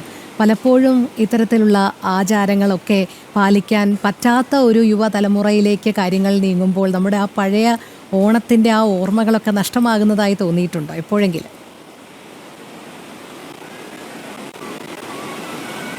തീർച്ചയായിട്ടും. കാരണം ഇൻസ്റ്റൻ്റ് ഓണമാണ് ഇപ്പോൾ ഉള്ളത്. കാരണം എന്ന് പറഞ്ഞിരുന്നു കഴിഞ്ഞാൽ ഞാൻ ചോദിച്ചോട്ടെ, മുമ്പ് നിങ്ങളുടെയോ എൻ്റെയോ ഒക്കെ ചെറുപ്പകാലത്ത് നമ്മൾ വീടുകളിലല്ലേ മുൻപ് ഉത്രാട പാച്ചിൽ എന്ന് പറഞ്ഞ് ഉത്രാടത്തിന് പോയി കുറേ മരക്കറി വാങ്ങുന്നു. നമ്മൾ വളരെ ക്ഷമയോടെ കാത്തിരിക്കുകയാണ്. ഇപ്പോൾ അമ്മ ഉണ്ടാക്കി തരും പറഞ്ഞ് നമ്മൾ എണ്ണയൊക്കെ തേച്ച് കുളിച്ച് ഊഞ്ഞാലാടി കുട്ടികളുമായിട്ട് അടികൂട്ടി ബഹളം വെച്ച് ആ ഒരു നൊസ്റ്റാൾജിക് ലെവൽ ഇപ്പോൾ ഇല്ല. ഇൻസ്റ്റൻ്റായിട്ട് ഇപ്പോൾ കുടുംബശ്രീക്കാരോ അല്ലെങ്കിൽ കടകളിൽ നിന്നോ വരുത്തുന്ന 250 രൂപയോ 300 രൂപയോ സദ്യ വീട്ടിൽ വരുത്തുന്നു. വീട്ടിൽ അന്ന് തീ പുകയുന്നില്ല. വേറെ ഒരു ദിവസം പോലും അടുപ്പിൽ ഇത് വയ്ക്കാൻ കഴിഞ്ഞില്ല എങ്കിലും കുറഞ്ഞ പക്ഷേ ഓണത്തിൻ്റെ എന്തെങ്കിലും വെക്കണമെന്നാണ് എൻ്റെയൊക്കെ കുട്ടിക്കാലത്ത് ഞാൻ കണ്ടിരിക്കുന്നതും മനസ്സിലാക്കിയിരിക്കുന്നതും അനുഭവിച്ചിരിക്കുന്നതും. ഇന്ന് അതിൽ നിന്ന് എത്രയോ വ്യത്യസ്തമായിട്ട് കാലം മാറിപ്പോയി. ഇന്ന് എന്താ പറയുക, ഇലക്ട്രോണിക് ഉൽപ്പന്നങ്ങൾ വിൽക്കുന്ന കടകളുടെ ഡിസ്കൗണ്ട് സെയില്, മറ്റേ വസ്ത്രക്കടകളിലെ തിരക്ക്, ഇതല്ലാതെ ഹോട്ടലുകളിലെ തിരക്ക്, വീടുകളിൽ ആരെങ്കിലും ഓണം ആഘോഷിക്കുന്നുണ്ടോ? പിന്നെ ഇതേപോലെ ടി വി ചാനലുകളിലാണെങ്കിൽ 24 മണിക്കൂറും പല വിധത്തിലുള്ള പ്രോഗ്രാമാണ്. ആൾക്കാർ ടി വിയുടെ മുമ്പിലാണ്. ഓണത്തിൻ്റെ ഐതിഹ്യത്തെക്കുറിച്ച് ഇതേപോലെ സംസാരിക്കുന്ന ആൾക്കാർ കേട്ടുകൊണ്ടിരിക്കും എന്നുള്ളതല്ലാതെ അതിനെ ഒന്ന് അനുഭവസ്ഥമാക്കാനോ അല്ലെങ്കിൽ തൃക്കാൽക്കര ഒന്ന് പോകാൻ വേണ്ടിയോ, അല്ലെങ്കിൽ തൃക്കാക്കര മാത്രമല്ലല്ലോ, വേറെ വാമന ക്ഷേത്രം ഉണ്ടല്ലോ, തിരുവനന്തപുരത്ത് വിക്രമംഗലമുണ്ട്, ആനക്കുടിയുണ്ട്, മാലപ്പുറത്ത് ചേന്ദമംഗലത്തുണ്ട്, ഈ എറണാകുളത്ത് തന്നെ ചേരാമംഗലം ഇവിടെ ഉണ്ട്, ചേലാമറ്റമുണ്ട്. ഇങ്ങനെ വേറെയും 10-13 തിരുവള്ളൂരുണ്ട്. വളരെ പഴക്കമുള്ളൊരു ക്ഷേത്രമാണ് തിരുവള്ളൂർ. ആ ന്യൂസ് പ്രിൻ്റ് പത്രവും ഒക്കെ ഉണ്ടായിരുന്ന സ്ഥലമല്ലോ, ന്യൂസ് പ്രിൻ്റ് ഫാക്ടറി ഉണ്ടായിരുന്നില്ലേ? ആ തിരുവള്ളൂർ വളരെ മഹത്തായ, വളരെ പ്രാചീനമായ ഒരു വാമന ക്ഷേത്രമുണ്ട്. തൃക്കാക്കരയ്ക്കൊരു പ്രാധാന്യമുണ്ട്, ഇല്ലെന്നല്ല. വാമനെ തൊഴണമെന്ന് ആഗ്രഹമുണ്ടെങ്കിൽ ഇതേപോലെ കേരളത്തിൽ പല ഭാഗത്ത് ശുചീന്ദ്രത്തുണ്ട്, ഇങ്ങനെ പല ക്ഷേത്രങ്ങളുണ്ട്. അവിടെയൊക്കെ ഒന്ന് പോയി തൊഴുകയോ അതിനെക്കുറിച്ച് മനസ്സിലാക്കുകയോ ഒക്കെ ചെയ്യണ്ടേ? ഓണത്തിൻ്റെ തനിമ പൂർണ്ണമായി നഷ്ടപ്പെട്ടു പോയി. ഇപ്പോൾ ഓണം ഇൻസ്റ്റൻ്റ് ഓണമാണ്. അതെ, എന്നാലും ഇപ്പോഴും മലയാളികൾക്ക് പുത്തൻ പ്രതീക്ഷകളുമായി തന്നെയാണ് എല്ലാ ഓണക്കാലവും എന്ന് തന്നെ പറയേണ്ടിയിരിക്കുന്നു, അല്ലേ? ഞങ്ങളോടൊപ്പം ഇത്രയും സമയം ചിലവഴിച്ചതിനും ഓണവിശേഷങ്ങളൊക്കെ പങ്കുവച്ചതിനും വളരെയധികം നന്ദി. വളരെ സന്തോഷം. എന്നെ കേൾക്കുന്ന പ്രേക്ഷകർക്കും ജനൻ ടി വിയിലെ എല്ലാ പ്രവർത്തകർക്കും എൻ്റെ ഹൃദയംഗമായ ഓണാശംസകൾ. ഓണവിശേഷങ്ങളെക്കുറിച്ച് പറയുകയായിരുന്നു പ്രശസ്ത ഉപാസകനും താന്ത്രികനും നിരവധി ഗ്രന്ഥങ്ങളുടെ കർത്താവുമായ ഡോക്ടർ മനോജ് NS നമ്പൂതിരി. നമുക്കിനി മറ്റ് വാർത്തകളിലേക്ക് കൂടി പോകേണ്ടതുണ്ട്. ചരിത്രപ്രസിദ്ധമായ തൃപ്പൂണിത്തുറ അത്തച്ചമയ ഘോഷയാത്രയാണ് ഇന്ന്. ചലച്ചിത്ര താരം പത്മശ്രീ ജയറാം ഫ്ലാഗ് ഓഫ് ചെയ്യും. രാവിലെ 9-ന് ഉദ്ഘാടന ചടങ്ങുകൾ ആരംഭിക്കും. കൂടുതൽ വിവരങ്ങളുമായി സാനു കെ സജീവ് ചേരുന്നുണ്ട്. സാനു ചേരുന്നത് തൃപ്പൂണിത്തുറ ബസ് സ്റ്റാൻഡ് പരിസരത്തുനിന്നാണ്. സാനു, എന്തൊക്കെയാണ് അവിടെ ഒരുക്കങ്ങളെല്ലാം ഇങ്ങനെ പൂർണ്ണമായി കൊണ്ടിരിക്കുകയാണോ? എങ്ങും വർണ്ണാഭമായ കാഴ്ചകളാണല്ലോ കാണാൻ കഴിയുന്നത്.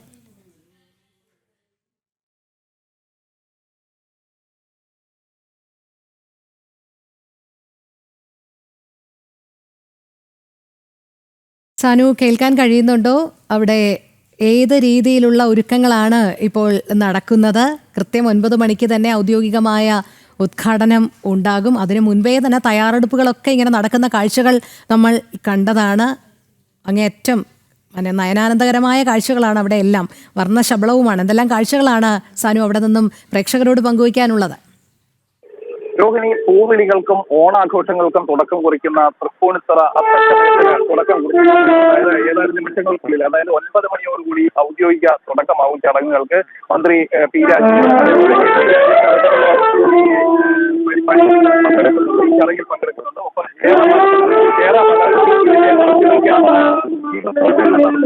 ഇത്തരത്തിൽ വലിയ ഒരു വർണ്ണാഭമായിട്ടുള്ള ഓണാഘോഷത്തിന്, നിറങ്ങളുടെയും വർണ്ണങ്ങളുടെയും ആഘോഷത്തിലേക്ക് ആയിട്ടുള്ള ഓണാഘോഷത്തിന് തൃപ്പൂണിത്തുറയിൽ ഇന്ന് തുടക്കം കുറിക്കുകയാണ്. ഓണം നമുക്കറിയാം, അതായത് മുൻകാലങ്ങളിലൊക്കെ പോലെ തന്നെ അതിവിശാലമായിട്ട് അതിഗംഭീരമായിട്ടുള്ള ഓണാഘോഷ ചടങ്ങുകൾക്കാണ് ഇവിടുന്ന് നാന്ദി കുറിക്കപ്പെടുന്നത്. ഇതിനുശേഷം ഈ 10 ദിവസം, അതായത് 10 ദിവസം നീണ്ടു നിൽക്കുന്ന, അത്തം മുതൽ 10 വരെ നീണ്ടു നിൽക്കുന്ന വലിയൊരു ആഘോഷങ്ങൾക്കാണ്, ഈ തിരുവോണം വരെയല്ല അല്ലെങ്കിൽ ഓണാഘോഷത്തിനാണ് ഇവിടെ നാന്ദി കുറിക്കാൻ പോകുന്നത്.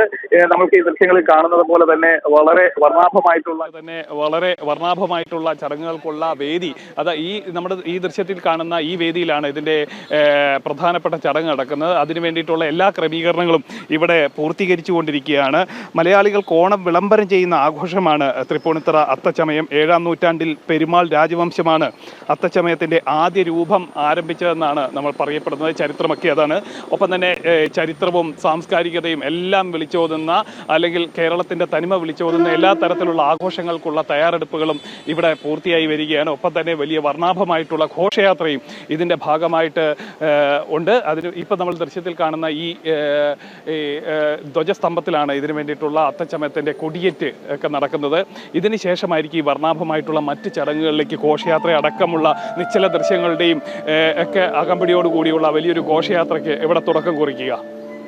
സാനു, അതോടൊപ്പം ഈ തൃപ്പൂണിത്തുറ ബസ് സ്റ്റാൻഡ് പരിസരത്തേക്ക് ഘോഷയാത്രയുടെ ഒരുക്കങ്ങളെല്ലാം എത്തിച്ചേരുന്നത് എപ്പോഴാണ്? ഇപ്പോൾ വേദി ഒക്കെ ഇങ്ങനെ സജീവമാകുന്ന കാഴ്ചയാണല്ലോ കാണാൻ കഴിയുന്നത്. എത്ര പേർക്ക് അവിടെ ഇരുന്ന് ഇതൊക്കെ കാണുന്നതിനുള്ള സൗകര്യം ഒരുക്കിയിട്ടുണ്ട്? അതോടൊപ്പം തന്നെ നിരവധി ആളുകളാണ് ഈ അത്തച്ചമയ ഘോഷയാത്ര വീക്ഷിക്കുന്നതിനായി റോഡിന് ഇരുവശവും എത്തി നിൽക്കുന്നത്. അതിൻ്റെയൊക്കെ ഒരു തിരക്ക് ഇപ്പോഴേ ആരംഭിച്ചിട്ടുണ്ടോ? കാരണം വർഷങ്ങളായി അവിടെ അത്തച്ചമയ ഘോഷയാത്ര കാണാനായി എത്തുന്നവർ നിരവധി പേരാണ്. അതുകൊണ്ട് തന്നെ ആ ഒരു തിരക്ക് അനുഭവപ്പെട്ട് തുടങ്ങിയിട്ടുണ്ടോ? തീർച്ചയായിട്ടും ആ ഒരു ഓണാഘോഷ ലഹരിയിലേക്കല്ലേ, ഓണാഘോഷത്തിൻ്റെ മറ്റ് ചടങ്ങുകളിലേക്കൊക്കെ ഈ അത്തച്ചമയത്തോടുകൂടി, അത്തച്ചമയ ഘോഷയാത്രയോടുകൂടി തുടക്കം കുറിക്കുന്നതാണ് നമ്മൾ മലയാളികൾ കണ്ടിട്ടുള്ളത്. നമ്മൾ ചെയ്യാറുള്ളതും അത് തന്നെയാണ്. അത്തരത്തിൽ ഈ ഒരു അത്തച്ചമയത്തോടുകൂടി അല്ലെ ഈ ചടങ്ങുകളിലേക്കുള്ള ആളുകളുടെ ഒഴുക്ക് ഇന്ന് രാവിലെ മുതൽ തന്നെ തുടങ്ങിയിട്ടുണ്ട്. ഇപ്പം നമ്മൾ നിൽക്കുന്നത് പ്രധാന വേദിയിലാണ്. ഇവിടെ കലാപരിപാടികളൊക്കെ ഈ അത്തച്ചമയ ഘോഷയാത്രയുടെയും അതുപോലെ തന്നെ അതിൻ്റെ ഭാഗമായിട്ടുള്ള പരിപാടികൾക്കൊക്കെ തുടക്കം കുറിച്ചുകൊണ്ട് കലാപരിപാടികൾക്കൊക്കെ തുടക്കം കുറിക്കുന്ന ദൃശ്യങ്ങളാണ് നമ്മൾ കാണുന്നത്. ഇതിന് ശേഷമായിരിക്കും 9 മണിയോടുകൂടിയാണ് ഇതിൻ്റെ ഔദ്യോഗികമായിട്ടുള്ള മറ്റ് ചടങ്ങുകളൊക്കെ ആരംഭിക്കുന്നത്. അതിനുശേഷം ഘോഷയാത്ര ചടങ്ങുകളിലേക്ക് അല്ലെങ്കിൽ ഘോഷയാത്രകളിലേക്ക് നീങ്ങും. ഒപ്പം തന്നെ തൃപ്പൂണിത്തുറ ബസ് സ്റ്റാൻഡ്, സ്വകാര്യ ബസ് സ്റ്റാൻഡിൻ്റെ സമീപം അടക്കം ആ പ്രദേശങ്ങളിലെല്ലാം ബാരിക്കേഡ് വെച്ച്, അതായത് റോഡിൽ എത്തുന്ന അല്ലെ ഈ ഘോഷയാത്ര കാണാൻ, അത് വീക്ഷിക്കാനായിട്ട് അതിൽ പങ്കാളികളാകാൻ എത്തുന്നവരെ നിയന്ത്രിക്കുന്നതിന് വേണ്ടി റോഡിൻ്റെ ഇരുഭാഗങ്ങളിലും പ്രത്യേക ബാരിക്കേഡ് സംവിധാനങ്ങളൊക്കെ വെച്ചിട്ടുണ്ട്. ആ ബാരിക്കേഡ് വെച്ച് തിരിച്ചിട്ട് അതിനിടയിൽ കൂടിയായിരിക്കും സുഗമമായിട്ട് ഈ ഘോഷയാത്ര വരുന്നതിനുള്ള വഴിയൊരുക്കുന്നത്, പാതയൊരുക്കുന്നത്. ഈ നിശ്ചല ദൃശ്യങ്ങളടക്കം നമ്മൾ അല്പം മുമ്പ് കണ്ട പോലെ തന്നെ നിശ്ചല ദൃശ്യങ്ങളുടെ വലിയ പ്ലോട്ടുകളടക്കം ഈ ഗ്രൗണ്ടിന്, ഈ മൈതാനത്തിന് സമീപമൊക്കെ തയ്യാറാക്കിയിട്ടിട്ടുണ്ട്. ഇവയെല്ലാം ഈ ഘോഷയാത്രയിൽ അണിനിരക്കുന്നത് ഈ റോഡിലൂടെ, ഈ പാതയോരത്തിലൂടെ ആയിരിക്കും. അത് കാണുന്നതിനും അതിലേക്ക് എത്തുന്നതിനും വേണ്ടി രാവിലെ മുതൽ തന്നെ ആളുകൾ എത്തി തുടങ്ങി. കേരള തനിമയുള്ള വസ്ത്രങ്ങളൊക്കെ ധരിച്ചുകൊണ്ട് പതിനായിരക്കണക്കിന് ആളുകളായിരിക്കും ഈ ചടങ്ങിലേക്ക് പങ്കാളികളാവാൻ എത്തുന്നത്. ഇപ്പം നമ്മൾ നിൽക്കുന്ന ഈ വേദിയിലാണ് അല്പസമയത്തിനുള്ളിൽ തന്നെ ഇതിന്റെ ഉദ്ഘാടന ചടങ്ങുകളൊക്കെ നടക്കാൻ പോകുന്നത്. ശരി സാനു, എന്തായാലും ഒരുക്കങ്ങളെല്ലാം ഇങ്ങനെ തകൃതിയായി തന്നെ നടക്കുന്നുണ്ട്. നമുക്ക് തത്സമയ വിവരങ്ങളും പ്രേക്ഷകരിലേക്ക് പങ്കുവയ്ക്കേണ്ടതുണ്ട്. ഇനി വരുന്ന മണിക്കൂറുകളിലും എത്താം. നമ്മൾ മറ്റൊരു വാർത്തയിലേക്ക് കൂടി പോവുകയാണ്. വളരെ പ്രധാനപ്പെട്ട ഒരു വാർത്ത തന്നെയാണ്. ഗുരുവായൂർ ക്ഷേത്രക്കുളത്തിൽ അഹിന്ദു വനിത റീൽസ് ചിത്രീകരിച്ച സംഭവവുമായി ബന്ധപ്പെട്ട് ആചാര ലംഘനം നടന്നതിനെ തുടർന്ന് പരിഹാരമായുള്ള ശുദ്ധികർമ്മങ്ങൾ ഇന്ന് പുലർച്ചെ 5 മണി മുതൽ ക്ഷേത്രത്തിൽ ആരംഭിച്ചു. ഇനി വൈകുന്നേരം മുതൽ മാത്രമേ ഭക്തർക്ക് ക്ഷേത്ര ദർശനം സാധ്യമാകൂ. ഇതറിയാതെ ക്ഷേത്രത്തിൽ നൂറുകണക്കിന് ഭക്തരാണ് ഇപ്പോഴും എത്തിച്ചേർന്നുകൊണ്ടിരിക്കുന്നത്. റീൽസ് ചിത്രീകരിച്ച അഹിന്ദുവായ വനിതയ്ക്കെതിരെ ആചാര ലംഘനം നടത്തിയതിനും ഹൈക്കോടതി വിധി ലംഘിച്ചതിനും ശക്തമായ നിയമ നടപടി കൈക്കൊള്ളണം എന്ന ആവശ്യവും ഉയർന്നിട്ടുണ്ട്. കൂടുതൽ വിവരങ്ങളുമായി രാജു ഗുരുവായൂർ നമ്മളോടൊപ്പം ചേരുകയാണ്. രാജു, ഈ ഗുരുവായൂർ ക്ഷേത്രക്കുളത്തിൽ അഹിന്ദു വനിത റീൽസ് ചിത്രീകരിച്ചത് വലിയ വിവാദമായ ഒരു സംഭവം തന്നെയായിരുന്നു. എന്തായാലും ഇപ്പോൾ പരിഹാര ക്രിയകളൊക്കെ രാവിലെ 5 മണി മുതൽ തന്നെ ആരംഭിച്ചിരിക്കുകയാണ്. എന്തെല്ലാം പൂജാ വിധികളാണ് ഇന്ന് ഉണ്ടാകുക? ഈ മുടങ്ങിയ 6 ദിവസത്തെ ശുദ്ധിക്രിയകളാണല്ലോ ഇന്ന് പൂർത്തിയാക്കേണ്ടത്. അതോടൊപ്പം തന്നെ ഭക്തർക്ക് പ്രവേശനമില്ല. വൈകുന്നേരത്തോടു കൂടി മാത്രമേ ഭക്തർക്ക് പ്രവേശനം ഉണ്ടാകുകയുള്ളൂ. പലരും ഇത് അറിയാതെ അവിടെ എത്തിച്ചേരുന്നുണ്ട് എന്നുള്ള വിവരങ്ങളുമുണ്ട്. എന്താണ് രാജു അവിടെ നിന്നും പറയാനുള്ള കൂടുതൽ വിവരങ്ങൾ? ക്ഷേത്രത്തിൽ ഇന്ന് രാവിലെ 5 മണി മുതൽ തന്നെ ശുദ്ധികർമ്മങ്ങൾ ആരംഭിച്ചു കഴിഞ്ഞു. ഇതിന്റെ ഭാഗമായി 18 പൂജകളും 18 ശീവേലിയുമാണ് ഇപ്പോൾ നടന്നുകൊണ്ടിരിക്കുന്നത്. അഹിന്ദുവായ ഒരു വനിത പരിപാവനമായി ഗുരുവായൂരപ്പൻ ആറാട്ട് നടത്തുന്ന ക്ഷേത്രക്കുളത്തിൽ ഇറങ്ങി വീഡിയോ ഷൂട്ട് നടത്തിയത് ആചാര ലംഘനമാണ്. ഇത് വളരെ ഗൗരവതരമായി കാണേണ്ട ഒന്നാണ്. ഇതിനെതിരെ ശക്തമായ ഭക്തജന പ്രതിഷേധം ഉയർന്നു കഴിഞ്ഞു. ആചാര ലംഘനം നടന്ന സ്ഥിതിക്ക് ശുദ്ധികർമ്മങ്ങൾ ചെയ്തേ മതിയാകൂ. ഇതേ തുടർന്ന് ദേവസ്വം 6 ദിവസത്തെ പൂജകളും തീവേലിയും ആവർത്തിച്ച് ശുദ്ധികർമ്മങ്ങൾ നടത്താൻ തീരുമാനിച്ചത്. ഇന്ന് രാവിലെ 5 മണി മുതൽ തന്നെ ഉച്ചവരെ പൂജാ കർമ്മങ്ങൾ നടക്കുകയാണ്. അതിനാൽ സീനിയർ സിറ്റിസൺസ്, പ്രാദേശിക ഭക്തർ എന്നിവർക്ക് ദർശന സൗകര്യം നിരോധിച്ചിട്ടുണ്ട്. എല്ലാ ഭക്തർക്കും നാലമ്പലത്തിലേക്ക് പ്രവേശനം ഉണ്ടാകില്ല. കൊടിമരത്തിൽ നിന്ന് മാത്രമേ ഭക്തർക്ക് ഇന്ന് ദർശനം നടത്താൻ സാധിക്കുകയുള്ളൂ. വൈകുന്നേരം മുതൽ മാത്രമേ ഭക്തർക്ക് നാലമ്പലത്തിലേക്ക് പ്രവേശനം ഉണ്ടാകൂ. അനേകം ഭക്തരാണ് ഇക്കാര്യങ്ങൾ അറിയാതെ ക്ഷേത്ര ദർശനത്തിനായി എത്തിക്കൊണ്ടിരിക്കുന്നത്. ഇതിനെല്ലാം കാരണക്കാരിയായ റിയാലിറ്റി ഷോ താരവും ഫാഷൻ ഷോ ഇൻഫ്ലുവൻസറുമായ ജാസ്മിൻ ജാഫറിനെതിരെ ശക്തമായ നടപടിയെടുക്കണമെന്ന ആവശ്യം ഉയർന്നു കഴിഞ്ഞിട്ടുണ്ട്. ക്ഷേത്രക്കുളത്തിനും സമീപം നിരവധി പോലീസുകാരും സെക്യൂരിറ്റിയും കാവൽ നിൽക്കുമ്പോഴാണ് ക്ഷേത്രാചാരം ലംഘിച്ചും ഹൈക്കോടതി വിധി ലംഘിച്ചും തീർത്ഥക്കുളത്തിൽ ജാസ്മിൻ റീൽ ചിത്രീകരിച്ചത്. കൃഷ്ണഭക്തയാണ് എന്ന് അവകാശപ്പെട്ട് ജസ്ന സലീം എന്ന യുവതി ക്ഷേത്രാചാരം ലംഘിച്ച് ക്ഷേത്രനടയിൽ കേക്ക് മുറിച്ച് റീൽസ് എടുത്തത് സോഷ്യൽ മീഡിയയിൽ പ്രചരിപ്പിച്ചതോടെയാണ് ക്ഷേത്രനടയിൽ വീഡിയോ എടുക്കരുതെന്ന് കഴിഞ്ഞ വർഷം സെപ്റ്റംബർ 13 ഹൈക്കോടതി ഉത്തരവിറക്കിയത്. ക്ഷേത്ര സംബന്ധമായ മറ്റൊരു കേസിന്റെ വാദത്തിലാണ് ഇത്തരത്തിൽ ഒരു വിധി പ്രഖ്യാപിച്ചത്. ഈ ഉത്തരവ് വന്നതിന് ശേഷം വീഡിയോ ചിത്രീകരിക്കുന്നതിന് കർശനമായ നിയന്ത്രണമാണ് പോലീസും ദേവസ്വവും ഏർപ്പെടുത്തിയിരിക്കുന്നത്. കനത്ത സെക്യൂരിറ്റിയുള്ള ക്ഷേത്രകുളത്തിൽ ഇത്തരത്തിൽ ആചാര ലംഘനം നടത്തിയത് ഗൗരവമായി തന്നെ കാണണം എന്നാണ് ഭക്തജന സംഘടനകൾ ആവശ്യപ്പെടുന്നത്. ഹൈക്കോടതി വിധി ലംഘിച്ചതിന് ആചാര ലംഘനം നടത്തിയതിനും ഈ അഹിന്ദുവായ വനിതയ്ക്കെതിരെ ശക്തമായ നിയമ നടപടി വേണമെന്നാണ് ആവശ്യം ഇപ്പോൾ ഉയർന്നിരിക്കുന്നത്. അതെ രാജു, അത്തരത്തിലുള്ള ഒരു ആവശ്യം കൂടി ഉയരുന്നുണ്ടല്ലോ. അതായത് കൃത്യമായ ഒരു ആചാര ലംഘനം ബോധപൂർവം നടത്തി, അതുകൊണ്ട് തന്നെ ഒരു നടപടി വേണം, നിയമ നടപടി സ്വീകരിക്കണം എന്നുള്ള ഒരു പ്രതിഷേധ സ്വരം കൂടി ഉയരുന്നുണ്ടല്ലോ. അതുമായി ബന്ധപ്പെട്ട് മുന്നോട്ട് പോകുമോ ദേവസ്വം ബോർഡ് എന്നുള്ളതാണ് അറിയേണ്ടത്. അത്തരത്തിലുള്ള ഏതെങ്കിലും നീക്കങ്ങൾ പ്രതീക്ഷിക്കാമോ? ഇപ്പോൾ പരാതി കൊടുത്തിട്ടുണ്ടെന്നുള്ള ഒരു ന്യായം മാത്രമാണ് ദേവസ്വം ഇപ്പോൾ നൽകിയിരിക്കുന്നത്. പോലീസ് ഇത് ഹൈക്കോടതിയെ അറിയിച്ചിട്ടുണ്ട്. അത്തരത്തിൽ കേസ് എടുത്തിട്ടുണ്ട്. ഈ കേസ് എടുത്ത് ബാക്കി തുടർ നടപടികൾ കൈക്കൊള്ളും എന്ന് തന്നെയാണ് ഇപ്പോൾ പോലീസ് നമ്മളെ അറിയിച്ചിട്ടുള്ളത്. രോഹിണി. ശരി, രാജു ഗുരുവായൂരാണ് വിവരങ്ങൾ നൽകിയത്. ഇനി KCL വിശേഷങ്ങളിലേക്ക് പോകാം. ക്രിക്കറ്റ് ആവേശത്തിൽ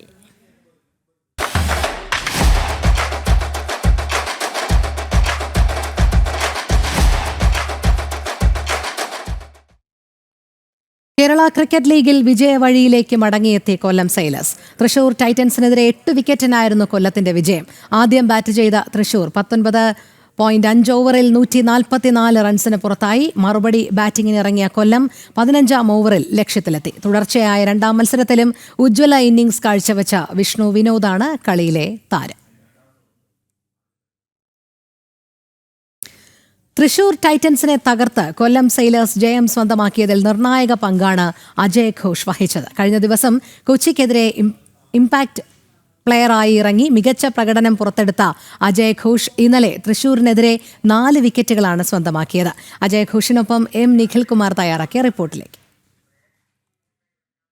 KCL കൊല്ലം സെയിലേഴ്സ് വീണ്ടും വിജയവഴിയിലേക്ക് തിരിച്ചെത്തിയിരിക്കുകയാണ്. കഴിഞ്ഞ ദിവസം നമ്മൾ പരിചയപ്പെടുത്തിയിരുന്നു അജയ് ഘോഷിനെ. അജയ് ഘോഷ് ഇന്ന് വീണ്ടും നമ്മുടെ കൂടെ ചേരുകയാണ്. അജയ് ഘോഷ് കഴിഞ്ഞ ദിവസം ഇമ്പാക്ട് പ്ലെയറായി ഇറങ്ങി സഞ്ജുവിൻ്റെ ഒരു നിർണായക വിക്കറ്റ് എടുത്തു. ഇന്ന് വീണ്ടും പ്ലേയിങ് ഇലവനിലേക്ക് വന്നു, വിക്കറ്റ് സ്വന്തമാക്കി. ടീമിന് വേണ്ടി നല്ലോണം ചെയ്യാൻ പറ്റി. ബൗണ്ടറി ഇല്ലാതെ എറിയുക, അതായിരുന്നു ഒരു പ്ലാൻ. ക്യാപ്റ്റൻ പറഞ്ഞ പോലെ ഫീൽഡിലിട്ട് എറിയാൻ പറ്റി, നല്ലോണം ചെയ്യാൻ പറ്റി. ഇന്നലെ ഒരു വിക്കറ്റ് ആയിരുന്നെങ്കിൽ ഇന്ന് വിക്കറ്റിന് എണ്ണം കൂടി. എന്തായാലും ഡെത്ത് ഓവർ എറിയുമ്പം അവർ ട്രൈ ചെയ്യും. അപ്പം വിക്കറ്റിന് വേണ്ടിയല്ല എറിഞ്ഞ്, നല്ല സ്പോട്ടിൽ എറിയാൻ നോക്കി വിക്കറ്റ് കിട്ടി. കഴിഞ്ഞ ദിവസം നമ്മോട് സംസാരിച്ച് പറഞ്ഞിരുന്നു വിക്കറ്റ് എടുത്ത് മികച്ച രീതി എറിഞ്ഞിട്ടും ടീമിനെ വിജയത്തിലെത്തിക്കാൻ സാധിച്ചില്ല എന്ന്. പക്ഷെ ഇന്നൊരു വിജയം സ്വന്തമായിരിക്കുന്നു. അതെ അതെ അതെ തീർച്ചയായിട്ടും. ഇന്നലെ നല്ലപോലെ സത്യം പറഞ്ഞാൽ ഉറങ്ങിയിട്ടില്ല. കാരണം കളി തോറ്റൻ്റെ വിഷമമുണ്ട്, അത്ര റൺ അടിച്ചിട്ട് തോറ്റൻ്റെ ഒരു വിഷമം ഉണ്ടായിരുന്നു. ഇന്നതിൻ്റെ സന്തോഷമുണ്ട്. വിഷ്ണുവിൻ്റെ ഒരു പ്രകടനം എങ്ങനെ ഉണ്ടായിരുന്നു? അതുകൊണ്ട് പെട്ടെന്ന് കളി തീർന്നു. എന്തായാലും ശരി. അപ്പോൾ എന്തായാലും പറഞ്ഞതുപോലെ മത്സരം വിജയിച്ചതിൻ്റെ സന്തോഷത്തിലാണ് ടീം ഒന്നടങ്കമുള്ളത്. കാര്യവട്ടം ഗ്രീൻഫീൽഡ് സ്റ്റേഡിയത്തിൽ നിന്നും അനീഷ് കാട്ടക്കടയ്ക്കൊപ്പം നിഖിൽ കുമാർ, ജനം. KCLൽ അദാനി ട്രിവാൻഡ്രം റോയൽസിനെ 3 വിക്കറ്റിന് പരാജയപ്പെടുത്തി ആലപ്പി റിപ്പിൾസ്. ഈ സീസണിൽ ആലപ്പിയുടെ ആദ്യ വിജയമാണിത്. ആദ്യം ബാറ്റ് ചെയ്ത ട്രിവാൻഡ്രം റോയൽസ് 20 ഓവറിൽ 5 വിക്കറ്റ് നഷ്ടത്തിലാണ് 178 റൺസ് എടുത്തത്. മറുപടി ബാറ്റിംഗിനിറങ്ങിയ റിപ്പിൾസ് 2 പന്തുകൾ ബാക്കി നിൽക്കെ ലക്ഷ്യത്തിലെത്തി. ഇമ്പാക്ട് പ്ലെയറായി ഇറങ്ങി ആലപ്പിക്ക് വിജയമൊരുക്കിയ മുഹമ്മദ് കൈഫാണ് കളിയിലെ താരം. കേരള ക്രിക്കറ്റ് ലീഗിൽ ഏരീസ് കൊല്ലം സെയിലേഴ്സ് വിജയവഴിയിലേക്ക് തിരിച്ചെത്തിയിരിക്കുകയാണ്. ഇന്നൊരു ഗംഭീര പ്രകടനം, ഗംഭീര വിജയം. നമ്മോടൊപ്പം ടീമിൻ്റെ പരിശീലകരായിട്ടുള്ള 2 പേർ ചേരുന്നുണ്ട്. ടീമിൻ്റെ ഹെഡ് കോച്ചായിട്ടുള്ള മോനിഷും ഒപ്പം തന്നെ അസിസ്റ്റന്റ് കോച്ചായിട്ടുള്ള നിഖിലേഷും ചേരുന്നുണ്ട്. ആദ്യം മോനിഷിലേക്കാണ്. വീണ്ടും വിജയവഴിയിലേക്ക് മികച്ച പ്രകടനം തന്നെ തുടക്കം മുതൽ പുറത്തെടുത്തു. പക്ഷേ 2 മത്സരങ്ങളിൽ ഭാഗ്യം തുണച്ചില്ല. ഇന്ന് വീണ്ടും വിജയവഴിയിലേക്ക് എത്തിയിരിക്കുകയാണ്. ജയവും തോൽവിയൊക്കെ കളിയുടെ ഒരു പാട്ടാണ്. സോ നമുക്ക് എന്തായാലും ഒരു ഉറപ്പുണ്ടായി, നമ്മൾ എന്തായാലും നന്നായി ചെയ്യും. ജസ്റ്റ് മാറ്റർ ഓഫ് ടൈം ആയിരുന്നു. നമുക്ക് നിഖിലേഷിനോട് ചോദിക്കാം. അതായത് മികച്ച രീതിയിൽ ഈ പറഞ്ഞതുപോലെ എല്ലാ മത്സരം കഴിഞ്ഞ 2 മത്സരങ്ങളിൽ പരാജയപ്പെട്ട മത്സരങ്ങളിലും മികച്ച രീതിയിൽ കളിച്ചു. പക്ഷേ ഭാഗ്യം നമ്മുടെ കൂടെ അല്ലായിരുന്നു. ഇന്നിപ്പോൾ വിജയത്തിലേക്ക് എത്തിയിരിക്കുകയാണ്. നമ്മളെല്ലാ മാച്ചും ചെയ്യുന്ന കാര്യങ്ങൾ തന്നെ ചെയ്തുകൊണ്ടിരുന്നത്. ഇപ്പോൾ ചേട്ടൻ പറഞ്ഞ പോലെ തന്നെ ഭാഗ്യം ഉണ്ടായിരുന്നില്ല. ഈ മാച്ച് നമുക്ക് അത്യാവശ്യം നല്ല ഭാഗ്യം ഉണ്ടായിരുന്നു. നല്ല നന്നായി കളിച്ചും ചെയ്തു. നമ്മൾ പ്ലാനൊക്കെ നല്ല അത്യാവശ്യം എക്സിക്യൂട്ടീവായി. പിന്നെ നമ്മൾ ഓട്ടോമാറ്റിക്കായിട്ട് ജയിച്ചു. ആദ്യത്തെ 2 മത്സരങ്ങളിൽ വിഷ്ണു വിനോദും സച്ചിൻ ബേബിയും അത്ര വലിയ ഫോമിലേക്ക് ഉയർന്നില്ല.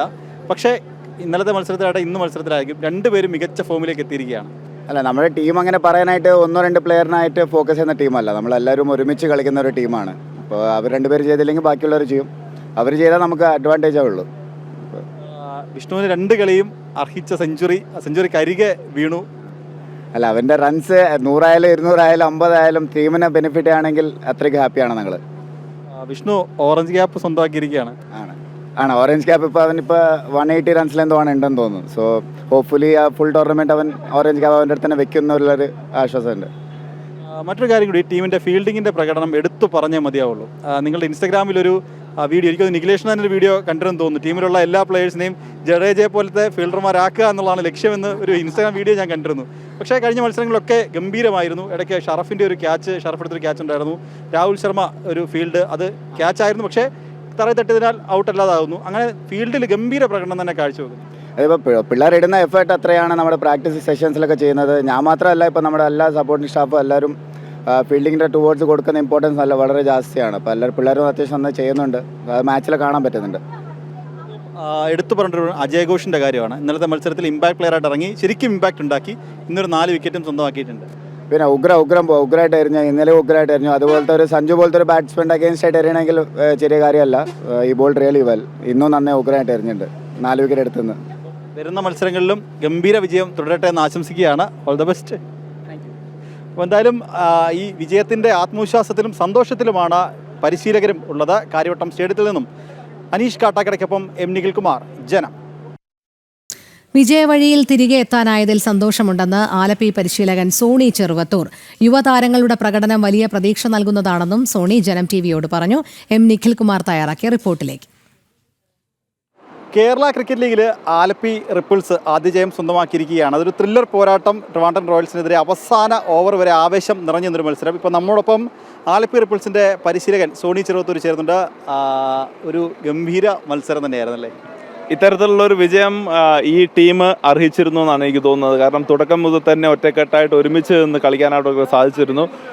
ആദ്യ 2 മത്സരങ്ങളിൽ ചില കാര്യങ്ങൾ നമുക്ക് സെറ്റായിട്ട് വന്നിട്ടില്ല. പക്ഷേ ഈ മത്സരത്തിലേക്ക് വന്നപ്പോൾ എൻ്റെ മനസ്സിൽ അത്തരത്തിലുള്ള ഒരു ഹീറോ ഉണ്ടാവണമെന്നുണ്ടായിരുന്നു നമുക്കും. അത് പക്ഷേ ട്രഡീഷണലായിട്ട് കളിച്ചുകൊണ്ടിരിക്കുന്ന അസറുദ്ദീനെയോ അല്ലെങ്കിൽ ജലജിനെ പോലെ അല്ലാതെ മറ്റാർക്കെങ്കിലും അങ്ങനെ ചെയ്യാൻ സാധിക്കുമെങ്കിൽ നന്നായിരുന്നു എന്ന് തോന്നിയിരുന്നു. മുഹമ്മദ് കൈഫ് നമ്മുടെ ക്യാമ്പ് തുടങ്ങിയ സമയം മുതൽ തന്നെ ഏറ്റവും നന്നായിട്ട് ബാറ്റ് ചെയ്തുകൊണ്ടിരുന്നതായിരുന്നു. അദ്ദേഹത്തെ നമുക്ക് ആദ്യ 11 നമുക്ക് സിറ്റ് ചെയ്യാൻ പറ്റിയിരുന്നില്ല. പക്ഷേ ഇന്ന് ഇമ്പാക്ട് സബായിട്ട് വന്നു. അദ്ദേഹത്തിൻ്റെ ഒരു ഇന്നിങ്സ് അദ്ദേഹത്തിൻ്റെ അധ്വാനത്തിൻ്റെ ആത്മവിശ്വാസത്തിൻ്റെ ഒരു റിസൾട്ടാണെന്ന് തോന്നുന്നു. വലിയ സന്തോഷം. അതായത് കൈഫിൻ്റെ ഒരു പ്രകടനം ഒരു ഘട്ടത്തിൽ കളി കൈവിട്ട് പോയതാണ്. പക്ഷേ ആ കൈഫിൻ്റെ പ്രകടനത്തിലൂടെ തിരിച്ച് പിടിക്കുന്നൊരു സാഹചര്യം. ഞാൻ ഈ സീസൺ തുടങ്ങുന്നതിന് തൊട്ട് മുമ്പ് തന്നെ സൂചിപ്പിച്ചിരുന്നു 1-2 എക്സൈറ്റിംഗ് ആയിട്ടുള്ള പ്രതിഭകൾ ഈ ടീമിലുണ്ടെന്ന്. ആദിത്യ ബൈജുവിനെ പോലെയുള്ള ഫാസ്റ്റ് ബോളേഴ്സ്, മുഹമ്മദ് കൈഫ്, അക്ഷയ് ടീക്ക്, ഇവരൊക്കെ തന്നെ ഒരു പക്ഷേ അല്പം കൂടി അണ്ടർ റേറ്റഡ് ആയിട്ടുള്ള താരങ്ങളാണ്. പക്ഷേ അവർക്ക് ഒറ്റയ്ക്ക് ഒരു മത്സരം ജയിപ്പിക്കാൻ സാധിക്കുമെന്ന് അവർ കാണിക്കുന്നുണ്ട്. അതിനേക്കാൾ കൂടുതൽ അവരുടെ കഴിവിനേക്കാൾ കൂടുതൽ അവർ കാണിക്കുന്ന ആറ്റിറ്റ്യൂഡ്, അല്ലെങ്കിൽ കളിയിൽ നിൽക്കാൻ എപ്പോഴും ഒരു നല്ല പ്ലെയറിനെ ഒരു ഗ്രേറ്റ് പ്ലെയറിൽ നിന്ന് വ്യത്യസ്തമാക്കുന്ന ആറ്റിറ്റ്യൂഡാണ്. ആ ആറ്റിറ്റ്യൂഡ് പലപ്പോഴും കാണിക്കാൻ ഈ താരങ്ങൾക്ക് സാധിക്കുന്നുണ്ട്. പലപ്പോഴും മത്സരങ്ങൾ അവസാനം പ്രഷർ ആവുന്ന സമയത്ത് കളി കൈവിട്ടു പോകുന്ന സാഹചര്യമാണ്. പക്ഷേ ഈ മൊത്തത്തിൽ കേസിൽ എടുത്തു കഴിഞ്ഞാൽ പലപ്പോഴും ഇപ്പോൾ കഴിഞ്ഞ ദിവസം മറ്റേ കൊച്ചിയുടെ ആഷിഖിൻ്റെ ഒക്കെ അടക്കം പ്രകടനങ്ങൾ പല താരങ്ങളും അങ്ങനെ മെൻ്റലി കൂടി സ്ട്രോങ് ആയിട്ടുണ്ട് ഈ കേസിൽ വന്നതോടുകൂടി. വലിയ ധൈര്യത്തോടുകൂടിയാണ് യുവതാരങ്ങൾ കളിക്കുന്നത്. അത് പക്ഷേ ക്രിക്കറ്റിനും കേരള ക്രിക്കറ്റിനും ഗുണം ചെയ്യുമെന്നുള്ളതിൽ യാതൊരു സംശയവുമില്ല. എനിക്ക് തോന്നുന്നു താങ്കൾ സൂചിപ്പിച്ച പോലെ ബോളർമാർക്കും അത്തരത്തിലുള്ള സമ്മർദ്ദമുണ്ട്. ആരാണോ ആ അവസരത്തിൽ ഏറ്റവും നന്നായിട്ട് ഏറ്റവും കാമായിട്ട് നിൽക്കാൻ സാധിക്കുന്ന അവർക്കാണ് വിജയമുണ്ടാകുക. ഒരു പക്ഷേ നമ്മുടെ കുട്ടികൾ ആലപ്പി റിപ്പിൾസിൻ്റെ പ്ലേയേഴ്സ് കുറച്ചുകൂടി ആ കാര്യത്തിൽ മുന്നിട്ട് നിൽക്കുമെന്നുള്ള വിശ്വാസമാണ് എനിക്കുള്ളത്. ഈ ജയം നൽകുന്ന ആത്മവിശ്വാസം അത് മുന്നോട്ട് ഉള്ള മത്സരങ്ങളിലും വലിയ രീതിയിൽ റിഫ്ലക്റ്റ് ചെയ്യും. പലപ്പോഴും T20 ക്രിക്കറ്റിൽ അല്ലെങ്കിൽ ഫ്രാഞ്ചൈസി ക്രിക്കറ്റുകളിലൊക്കെ തന്നെ മൊമെൻ്റമാണ് ഏറ്റവും നിർണായകമായിട്ടുണ്ടാവുക. നമുക്ക് ഒരു ഒറ്റ മത്സരം ജയിച്ചതുകൊണ്ട് എന്തെങ്കിലും ആയി എന്നുള്ളതല്ല, നമുക്ക് പോയിന്റ് ടേബിളിൽ എത്തിപ്പെടാനായിട്ട് സാധിച്ചത്. എപ്പോഴും ഈ 6 ടീമുകളും ഇഞ്ചോടിഞ്ച് പൊരുതുന്ന ടീമുകളായിട്ടുമാണ് പലപ്പോഴും നമുക്ക് കാണാനായിട്ട് സാധിച്ചിട്ടുള്ളത്. അപ്പോൾ ഈ മത്സരം കഴിയുമ്പോഴും എനിക്ക് തോന്നുന്നു പോയിന്റ് ടേബിളിൽ നമ്മൾ എത്തിയെന്നുള്ള ആത്മവിശ്വാസം, മറ്റൊന്ന് ഒരു മത്സരം പൊരുതി ജയിച്ചതിൻ്റെ ആത്മവിശ്വാസവും ധൈര്യവും ഈ പ്ലേയേഴ്സിൻ്റെ മേലുണ്ട്. വരുന്ന മത്സരത്തിൽ ഓൾ ദ ബെസ്റ്റ്, വിജയിക്കട്ടെ എന്ന് ആശംസിക്കുകയാണ്. കാര്യവട്ടം സ്റ്റേഡിയത്തിൽ നിന്നും എം നിഖിൽകുമാർ, ജനം. ഇമ്പാക്ട് പ്ലെയറായി ഇറങ്ങി മത്സരത്തിൽ ഇമ്പാക്ട് ഉണ്ടാക്കാനായതിന്റെ സന്തോഷത്തിലാണ് യുവതാരം മുഹമ്മദ് കൈഫ്. ഇനിയും ഒരുപാട് ദൂരം മുന്നോട്ട് പോകാനുണ്ടെന്ന് കൈഫ് ജനം ടിവിയോട് പറഞ്ഞു. എം നിഖിൽകുമാർ തയ്യാറാക്കിയ റിപ്പോർട്ട് കാണാം.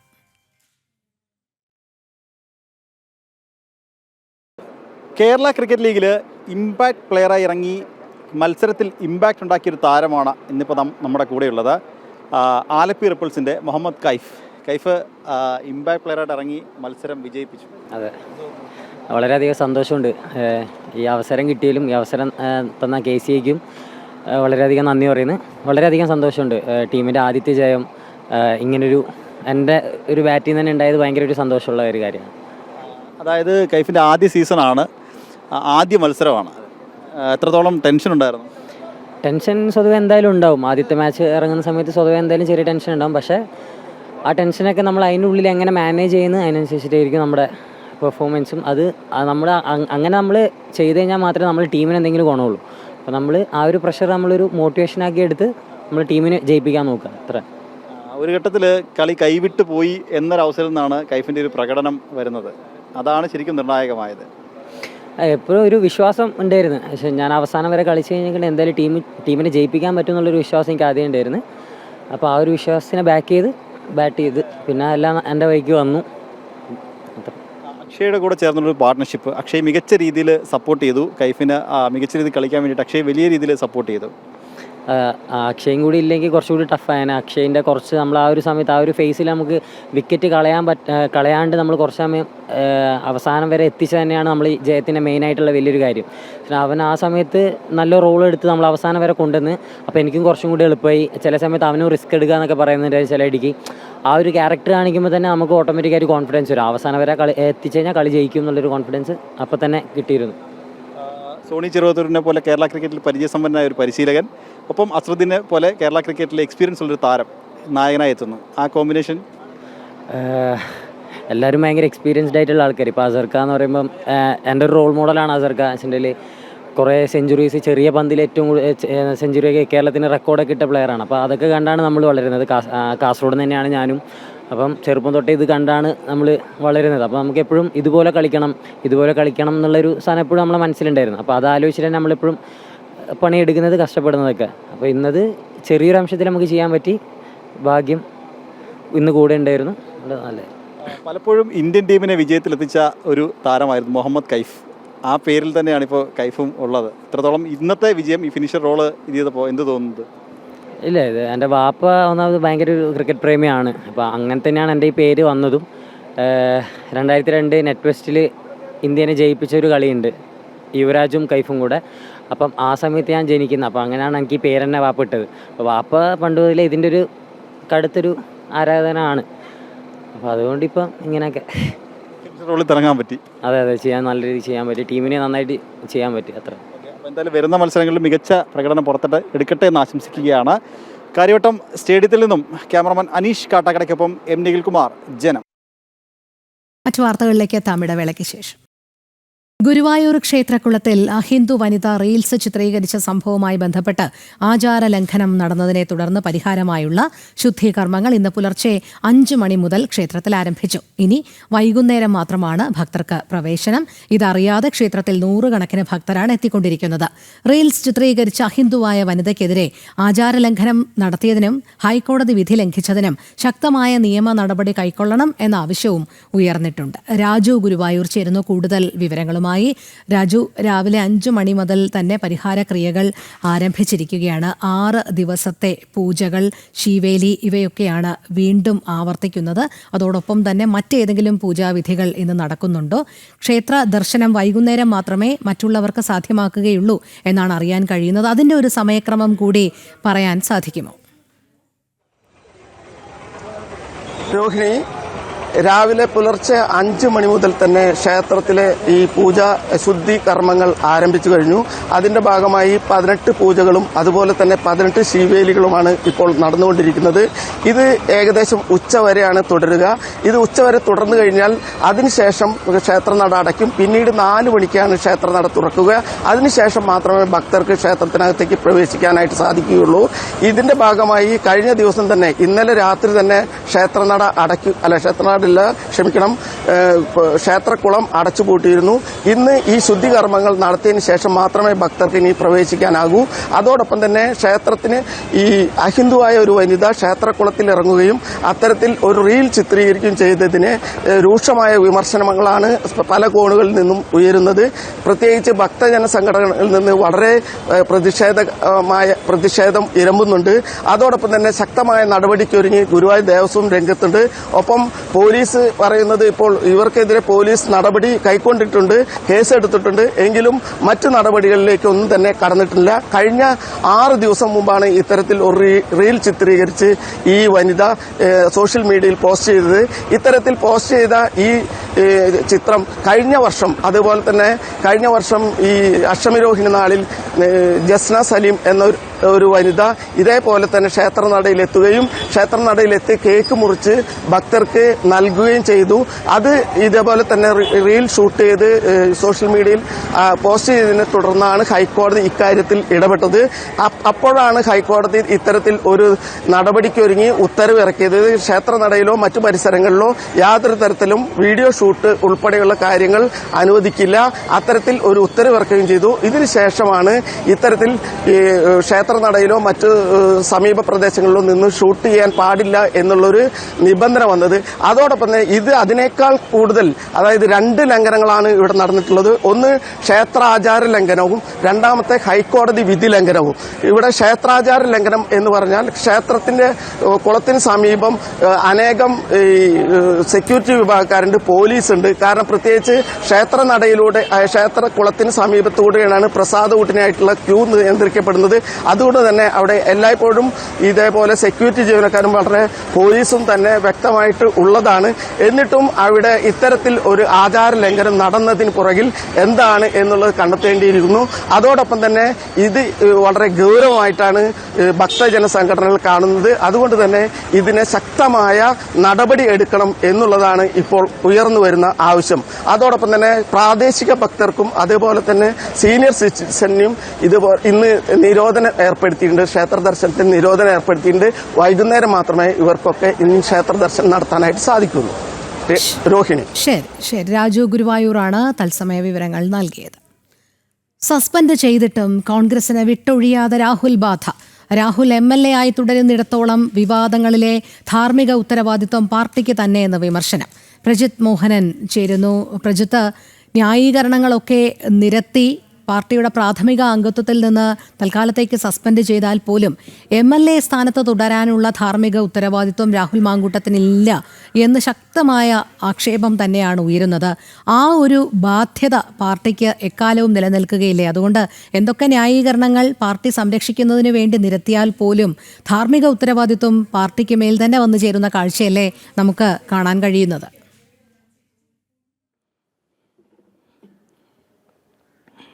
രാഹുലിന്റെ രാജി പ്രതീക്ഷിച്ചെടുത്ത് സസ്പെൻഷനിൽ നടപടിയെടുക്കിയതിൽ കോൺഗ്രസിനുള്ളിൽ തന്നെ വലിയ വിമർശനങ്ങളുണ്ട്, അല്ലെങ്കിൽ വലിയ അമർഷമൊക്കെ പോകുന്ന ഒരു സാഹചര്യമാണ് നിലവിലുള്ളത്. കാരണം രാഹുൽ രാജിവെക്കുമെന്ന സാഹചര്യത്തിലായിരുന്നു കഴിഞ്ഞ ഒരു 2-3 ദിവസമായി കോൺഗ്രസ്, അല്ലെങ്കിൽ കഴിഞ്ഞ 2 ദിവസം മുൻപ്, അല്ലെങ്കിൽ കഴിഞ്ഞ ദിവസം മുൻപ് വരെ കോൺഗ്രസിലെ ഒരു പൊതു അഭിപ്രായം, നേതാക്കളുടെയൊക്കെ നിലപാട് എന്നുള്ളത്.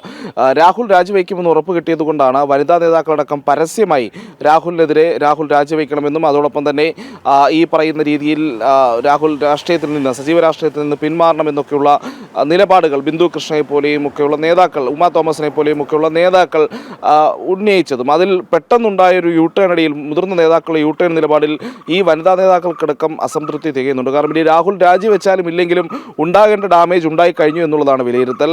അത് ഇനി ഉപതെരഞ്ഞെടുപ്പ് ഉണ്ടായാലും ഇല്ലെങ്കിലും തദ്ദേശ തെരഞ്ഞെടുപ്പിലും നിയമസഭാ തെരഞ്ഞെടുപ്പിലുമൊക്കെ അതിൻ്റെ അനന്തരഫലങ്ങൾ പാർട്ടി അനുഭവിക്കാൻ പോകുന്നേ ഉള്ളൂ എന്നുള്ളതാണ് നേതാക്കൾ വിലയിരുത്തുന്നത്. അതുകൊണ്ട് തന്നെ ഈ നേതൃത്വത്തിൻ്റെ നിലവിലുള്ള രാഹുലിനെ സംരക്ഷിക്കുന്ന, അല്ലെങ്കിൽ രാഹുലിൻ്റെ രാജി വേണ്ട എന്നുള്ളൊരു നിലപാടിൽ കടുത്ത അമർഷം തന്നെ പാർട്ടിയിൽ പുകയുന്നുണ്ട്. അതോടൊപ്പം തന്നെയാണ് ഈ രാഹുലിനെ സംരക്ഷിച്ച് നിർത്താൻ ഷാഫി പറമ്പിൽ നടത്തിയ നീക്കങ്ങൾ, അതിലും വലിയ അമർഷമുണ്ട്. പ്രത്യേകിച്ച് കഴിഞ്ഞ ദിവസത്തിന് മുൻപ് വരെ ഈ രാഹുൽ രാജിവെക്കണമെന്നുള്ളതായിരുന്നു രമേശ് ചെന്നിത്തലയും VD സതീശനും അടക്കമുള്ള നേതാക്കളുടെ നിലപാട്. എന്നാൽ ഷാഫി പറമ്പിൽ ചില നീക്കങ്ങൾ നടത്തിയതോടുകൂടി രാഹുലിൻ്റെ MLA സ്ഥാനം കൃത്യമായി സംരക്ഷിക്കപ്പെടുന്ന ഒരു സാഹചര്യമുണ്ടായി. ഇതിലും ഈ പറയുന്ന വനിതാ നേതാക്കൾക്കടക്കം വലിയ അമർഷമുണ്ട് എന്നുള്ളതാണ് എന്നുള്ളതാണ്. കാരണം പാർട്ടിയെ ഇതുവരെ ഇല്ലാത്തൊരു പ്രതിസന്ധിയിലേക്കാണ് രാഹുൽ തള്ളിവിട്ടത്. ഒരുപക്ഷെ നിലമ്പൂർ തെരഞ്ഞെടുപ്പിന് ശേഷം കോൺഗ്രസിന് അനുകൂലമായ ഒരു സാഹചര്യം കേരളത്തിലുണ്ട് എന്നുള്ളതായിരുന്നു പാർട്ടിയുടെ ഒരു വിലയിരുത്തൽ. അങ്ങനെ അനുകൂലമായിട്ടുള്ള എല്ലാ സാഹചര്യവും രാഹുലിൻ്റെ വിവാദത്തോടുകൂടി തകർന്നു വീണു എന്നുള്ളതാണ് കോൺഗ്രസ് നേതാക്കൾ വിലയിരുത്തുന്നത്. ഇപ്പോൾ ഇന്നൊക്കെ ഇപ്പോൾ ഈ സമയത്തൊക്കെ കോൺഗ്രസ് ഗൃഹസന്ദർശനങ്ങൾക്ക്, പ്രത്യേകിച്ച് ഈ തദ്ദേശ തെരഞ്ഞെടുപ്പുമായി ബന്ധപ്പെട്ടുള്ള ഗൃഹസന്ദർശന പരിപാടികളുമായിട്ടൊക്കെ മുന്നോട്ട് പോകേണ്ട ഒരു സമയമാണ്. ആ സമയത്തേക്ക് ജനങ്ങളെ അഭിമുഖീകരിക്കാൻ കഴിയുന്നില്ല എന്നുള്ളതാണ് പ്രാദേശിക തലം തൊട്ടുള്ള കോൺഗ്രസ് നേതാക്കളുടെയൊക്കെ ഒരു നിലപാടെന്നുള്ളത്. ഏത് തരത്തിൽ രാഹുലിൻ്റെ ഈ നടപടികളെയും അതിൽ പാർട്ടി സ്വീകരിച്ച നിലപാടിനെയും ന്യായീകരിക്കുമെന്നുള്ളതാണ് അവർക്ക് കൃത്യമായി മനസ്സിലാക്കാൻ കഴിയാത്തത്. കാരണം ഒരു ആ എം എൽ എക്കെതിരെ ഉയർന്ന ഗുരുതര ആരോപണങ്ങൾ അയാൾക്കെതിരെ പാർട്ടിയിൽ നിന്ന് പുറത്താക്കി എന്ന് പറയുമ്പോഴും രാഹുൽ ടെക്നിക്കലി കോൺഗ്രസിൻ്റെ തന്നെ എം എൽ എ ആണ്. അപ്പോൾ ആ കോൺഗ്രസിൻ്റെ എം എൽ എ തന്നെ രാഹുൽ തുടരുന്നൊരു സാഹചര്യവുമുണ്ട്. അതെങ്ങനെ ഈ പറയുന്ന രീതിയിൽ അനുഭാവികളുടെ മുന്നിലും സാധാരണക്കാരുടെ മുന്നിലുമൊക്കെ ഈ ബൂത്ത് തല പ്രവർത്തകർ വിശദീകരിക്കുമെന്നുള്ള ചോദ്യവും വിവിധ നേതാക്കൾ ഉയർത്തുന്നുണ്ട്. അങ്ങനെ ആകെ മൊത്തം പ്രശ്നമായി നിൽക്കുകയാണ് കോൺഗ്രസിൽ എന്നുള്ളതാണ്. ഇതിനിടയിൽ കോൺഗ്രസിൽ നേതാക്കളെ പലരെയും ബന്ധപ്പെടാൻ, പ്രത്യേകിച്ച് പരസ്യമായി രാഹുലിനെ വിമർശിച്ച നേതാക്കളെ അടക്കം ബന്ധപ്പെടാൻ, രമേശ് ചെന്നിത്തല പോലെയുള്ള മുതിർന്ന നേതാക്കളെയൊക്കെ ബന്ധപ്പെടാൻ രാഹുൽ ശ്രമിക്കുന്നുണ്ട്. പക്ഷേ ആരും രാഹുലിനോട് സംസാരിക്കാൻ കൂട്ടാക്കുന്നില്ല എന്നുള്ളതാണ്. ഷാഫി പറമ്പിലിനെ പോലെയുള്ള വിരലിലെണ്ണാവുന്ന നേതാക്കൾ മാത്രമാണ് ഇപ്പോഴും രാഹുലുമായി ആശയവിനിമയം നടത്താനെങ്കിലും തയ്യാറാകുന്നത്. തനിക്കെതിരെ ഒരു ഗൂഢാലോചന നടക്കുന്നുണ്ട് എന്നുള്ള രീതിയിൽ ചർച്ചകൾ കൊണ്ടുവരാൻ രാഹുൽ ശ്രമിച്ചത് കഴിഞ്ഞ ദിവസം നമ്മൾ കണ്ടതാണ്. അതേ നിലപാട് തന്നെയാണ് രാഹുൽ ഇപ്പോൾ ഈ പറയുന്ന രീതിയിൽ നേതൃത്വത്തെയും അതോടൊപ്പം തന്നെ പരസ്യമായി വിമർശിക്കുന്ന നേതാക്കളെയും ഒക്കെ അറിയിക്കാൻ ശ്രമിക്കുന്നത്. അതോടൊപ്പം തന്നെ താൻ പാർട്ടിയെ പല പ്രതിസന്ധി ഘട്ടങ്ങളിലും പ്രതിരോധിച്ച ഒരാളാണ്. പാർട്ടിക്ക് വേണ്ടി പരസ്യ നിലപാടുകൾ സ്വീകരിക്കുകയും പലരും വേട്ടയാടിയപ്പോഴും അതിനെതിരെയൊക്കെ ശക്തമായ നിലപാടുകളുമായി രംഗത്ത് വരികയും ആ വികാരം, പാർട്ടി വിരുദ്ധ വികാരമൊക്കെ തിരിച്ചുവിടുന്നതിലും അല്ലെങ്കിൽ പാർട്ടിയെ അതിശക്തമായി പ്രതിരോധിക്കാനും കഴിഞ്ഞൊരു നേതാവാണ്. തന്നെ ഈ രീതിയിൽ കൈവിടുന്നത് ശരിയല്ല, തനിക്കെതിരെ ഉയർന്ന ആരോപണങ്ങൾക്ക് പിന്നിൽ ഗൂഢാലോചനയുണ്ട് തുടങ്ങിയിട്ടുള്ള കാര്യങ്ങളാണ് ഈ നേതാക്കളുമായി രാഹുൽ പങ്കുവയ്ക്കുന്നത്. പക്ഷേ അതിൽ പലരും രാഹുലിനെ കേൾക്കാൻ പോലും തയ്യാറാകുന്നില്ല. കേൾക്കാൻ തയ്യാറാകുന്ന നേതാക്കളിൽ പലരും രാഹുലിനെ വിശ്വസിക്കാനും ഈ ഘട്ടത്തിൽ തയ്യാറായിട്ടില്ല. എന്തായാലും രാഹുൽ ഉണ്ടാക്കിയിട്ടുള്ളത് വലിയൊരു ഡാമേജാണ്. ആ ഡാമേജ് പരിഹരിക്കാൻ പാർട്ടിക്കുടെയൊന്നും കഴിയില്ല എന്നുള്ളൊരു വിലയിരുത്തൽ തന്നെ നേതാക്കളുണ്ട്. പക്ഷേ അപ്പോഴും മുതിർന്ന നേതൃത്വം സ്വീകരിച്ച പാലക്കാട് ഉപതെരഞ്ഞെടുപ്പുമായി ബന്ധപ്പെട്ട് അല്ലെങ്കിൽ ഷാഫി പറമ്പിലിൻ്റെ ഒറ്റ നിലപാടിൽ മുതിർന്ന നേതാക്കളടക്കം ഈ നിലപാട് സ്വീകരിച്ചതിൽ വലിയ അമർഷമുണ്ട്. അതോടൊപ്പം മറ്റൊരു കാര്യം എടുത്തു പറയേണ്ടത്, ഷാഫി പറമ്പിൽ മുതിർന്ന നേതാക്കളെക്കാളും വലിയ പവർ ഹൗസായി പാർട്ടിയിൽ മാറുന്നു എന്നുള്ള വിമർശനം പോലും കോൺഗ്രസിൽ സജീവമായി ഉയർന്നു തുടങ്ങിയിട്ടുണ്ട്. കാരണം മൊത്തം ഇത്രയധികം നേതാക്കളുടെ ഒറ്റയടിക്കുള്ള തീരുമാനത്തെ സ്വാധീനിക്കാൻ ഷാഫി പറമ്പിലിന് കഴിഞ്ഞത് എങ്ങനെയാണ് എന്നുള്ളൊരു ചോദ്യം ഒരു വശത്തുണ്ട്. അതോടൊപ്പം തെരഞ്ഞെടുപ്പ് വിജയം എന്നുള്ള അല്ലെങ്കിൽ തെരഞ്ഞെടുപ്പിലെ നേട്ടങ്ങൾ മാത്രം എന്നുള്ള രീതിയിലാണോ കോൺഗ്രസ് പോകേണ്ടത്, അതോ കോൺഗ്രസ് പാർട്ടിയുടെ ഇത്രയധികം വലിയ വർഷത്തെ പാരമ്പര്യമുള്ള പാർട്ടിയാണ്, അതുകൊണ്ട് തന്നെ അതിൻ്റെ ധാർമ്മിക മൂല്യങ്ങൾ ഉയർത്തിപ്പിടിച്ച് മുന്നോട്ട് പോകേണ്ടതുണ്ട് എന്ന് ചൂണ്ടിക്കാട്ടുന്ന നേതാക്കളുമുണ്ട്. എന്തായാലും രാഹുൽ വിഷയവുമായി ബന്ധപ്പെട്ട് രാഹുലിൻ്റെ സസ്പെൻഷൻ എന്നുള്ളത് ശക്തി കുറഞ്ഞൊരു നടപടിയായി പോയി, പാർട്ടിക്ക് ന്യായീകരിക്കാൻ കഴിയുന്ന ഒരു നടപടിയല്ല എന്നുള്ളത് തന്നെയാണ് കോൺഗ്രസിലെ ഒരു വലിയൊരു വിഭാഗം നേതാക്കളുടെയും പൊതുവികാരം എന്നുള്ളത്. ശരി പ്രജിത്ത്, എന്തായാലും രാഹുൽ മാങ്കൂട്ടത്തിൽ വിഷയത്തിൽ ഇപ്പോഴും പാർട്ടി കടുത്ത പ്രതിസന്ധി തന്നെയാണ് നേരിടുന്നത് എന്നുള്ളത് തന്നെയാണ് വസ്തുത. പ്രജിത്ത് മോഹനനാണ് വിവരങ്ങൾ നൽകിയത്. സ്ത്രീ വിഷയങ്ങളിൽ കോൺഗ്രസ് നേതാക്കൾ ആരോപണ വിധേയരാകുന്നതിന് പതിറ്റാണ്ടുകളുടെ പാരമ്പര്യമുണ്ട്. പി.ടി. ചാക്കോ മുതൽ രാഹുൽ മാങ്കൂട്ടത്തിൽ വരെയുള്ള ലിസ്റ്റിലെ പല പേരുകളും ഞെട്ടിപ്പിക്കുന്നതാണ്. കോൺഗ്രസ് രാഷ്ട്രീയത്തെ പിടിച്ചുകുലുക്കിയ ലൈംഗികാരോപണങ്ങളിലേക്ക് ഒരു തിരിഞ്ഞുനോട്ടം. സംസ്ഥാന രാഷ്ട്രീയത്തിലെ ഇരുത്തമെന്ന നേതാവായ പി.ടി. ചാക്കോയിൽ നിന്ന് തുടങ്ങുന്നതാണ് കോൺഗ്രസിലെ സ്ത്രീപീഡനത്തിന് പുറത്തായവരുടെ പട്ടിക. 1963 ഡിസംബർ 8 പി.ടി. ചാക്കോ സഞ്ചരിച്ച കാർ അപകടത്തിൽപ്പെട്ടു. കാറിൽ മന്ത്രിക്കൊപ്പം ഒരു സ്ത്രീ കൂടി ഉണ്ടായിരുന്നു എന്ന ആരോപണം ചെന്നെത്തിയത് ചാക്കോയുടെ രാജിയിലേക്കും രാഷ്ട്രീയ ജീവിതത്തിന്റെ പടിയിറക്കത്തിലേക്കുമായിരുന്നു. 1995-96 എ.കെ. ആന്റണി മന്ത്രിസഭയുടെ കാലത്തും സ്ത്രീപീഡന പരാതി സർക്കാരിനെ പിടിച്ചുലച്ചു. മന്ത്രിമാരായിരുന്ന ജി കാർത്തികേയനും കടവൂർ ശിവദാസനുമെതിരെയായിരുന്നു സ്ത്രീപീഡന പരാതി ഉന്നയിച്ചത്. പരാതി ഉന്നയിച്ച കത്തുകൾ മന്ത്രിസഭയെയും പാർട്ടിയെയും പ്രതിരോധത്തിലാക്കി. ഈ കാലയളവിൽ തന്നെ വിവാദമായ സൂര്യനെല്ലി കേസും പാർട്ടിയെയും സർക്കാരിനെയും ഒരുപോലെ വെട്ടിലാക്കി. കോൺഗ്രസ് എംപിയും കേന്ദ്രമന്ത്രിയുമായിരുന്ന പി.ജെ. കുര്യന്റെ പേര് സൂര്യനെല്ലി പീഡന കേസുമായി ബന്ധപ്പെട്ട് വന്നത് വലിയ വിവാദങ്ങൾക്കാണ് തിരികൊളുത്തിയത്. മുൻമന്ത്രി ഉമ്മൻചാണ്ടിക്കെതിരെയും 2 തവണയാണ് ആരോപണങ്ങൾ ഉയർന്നത്. ഒരു സ്ത്രീയുമായി ട്രെയിനിൽ യാത്ര ചെയ്തു എന്നതായിരുന്നു ആദ്യ ആരോപണം. അത് താനാണെന്ന് ഭാര്യ മറിയാമ പറഞ്ഞതോടെ ആ വിവാദം കെട്ടടങ്ങി. പിന്നീട് വന്നത് സോളാർ വിവാദ കാലത്തെ ആരോപണങ്ങളും. അത് ഉമ്മൻചാണ്ടിയുടെ പ്രതിച്ഛായക്ക് തന്നെ കളങ്കമേൽപ്പെടുത്തി. എ.പി. അനിൽകുമാർ, കെ.സി. വേണുഗോപാൽ, ഹൈബി ഈഡൻ, അടൂർ പ്രകാശ് തുടങ്ങി പ്രമുഖ നേതാക്കളെല്ലാം സോളാർ കാലത്ത് സ്ത്രീപീഡന കേസിൽ വെട്ടിലായി.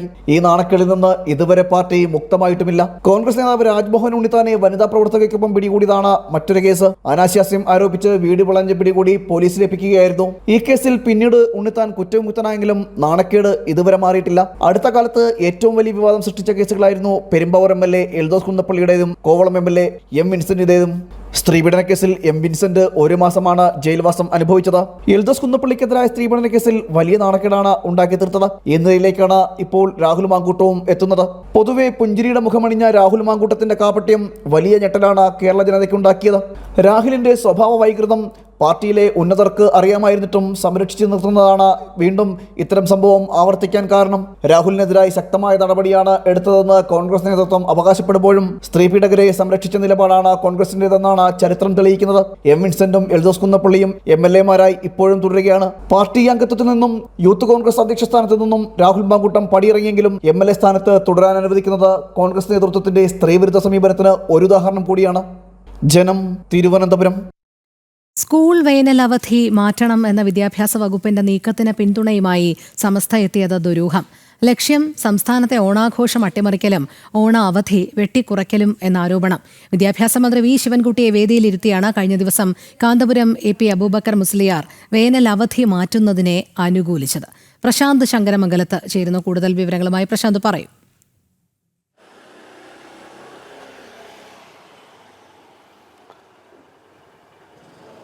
രോഹിണി, വേനൽ അവധി വെട്ടിമാറ്റുന്നതുമായി ബന്ധപ്പെട്ട അതായത് വേനൽ അവധി മാറ്റി മഴക്കാലത്ത് അവധി നൽകണമെന്നടക്കമുള്ള കാര്യങ്ങൾ വിദ്യാഭ്യാസ മന്ത്രി ഫേസ്ബുക്കിലൂടെ അറിയിച്ചത് വലിയ രീതിയിൽ ഈ വിഷയത്തിൽ പ്രതികരണങ്ങളുണ്ടായിരുന്നു. അനുകൂലിച്ചും പ്രതികൂലിച്ചുമൊക്കെ പ്രതികരണങ്ങൾ വരുന്നൊരു സാഹചര്യമുണ്ടായിരുന്നു. അതിനുശേഷമാണ് ഇപ്പോൾ സമസ്ത ഈ വിഷയത്തിൽ ഒരു നിർദ്ദേശവുമായി മുന്നോട്ട് വരുന്നൊരു സാഹചര്യം ഉണ്ടാകുന്നത്. അതായത് ഈ നിർദ്ദേശം, അതായത് മുഖ്യമന്ത്രി മുന്നോട്ട് വെച്ച നിർദ്ദേശം വേനലവധി മാറ്റുകയും അതൊരു ജൂൺ മാസത്തോടു കൂടി നടപ്പിലാക്കണമെന്നതടക്കമുള്ള നിർദ്ദേശം സമസ്ത കൂടി മുന്നോട്ട് വയ്ക്കുന്നു എന്നാണ് നമുക്ക് മനസ്സിലാക്കാൻ കഴിയുന്നത്. അതായത് സമസ്തയ്ക്ക് പിന്നിൽ അതായത് ഇങ്ങനെയൊരു നിർദ്ദേശം മുന്നോട്ട് വരുമ്പോൾ ഓണം അവധി അടക്കം അട്ടിമറിക്കുന്ന സാഹചര്യത്തിലേക്ക് വരും. ഓണപ്പരീക്ഷ റദ്ദാക്കുന്ന നിലയിലേക്ക് എത്തും. അതോടൊപ്പം തന്നെ ഈ ഓണപ്പരീക്ഷ മാറുന്നത് മാത്രമല്ല, ചതയാഘോഷത്തിന് മാത്രമായിട്ട്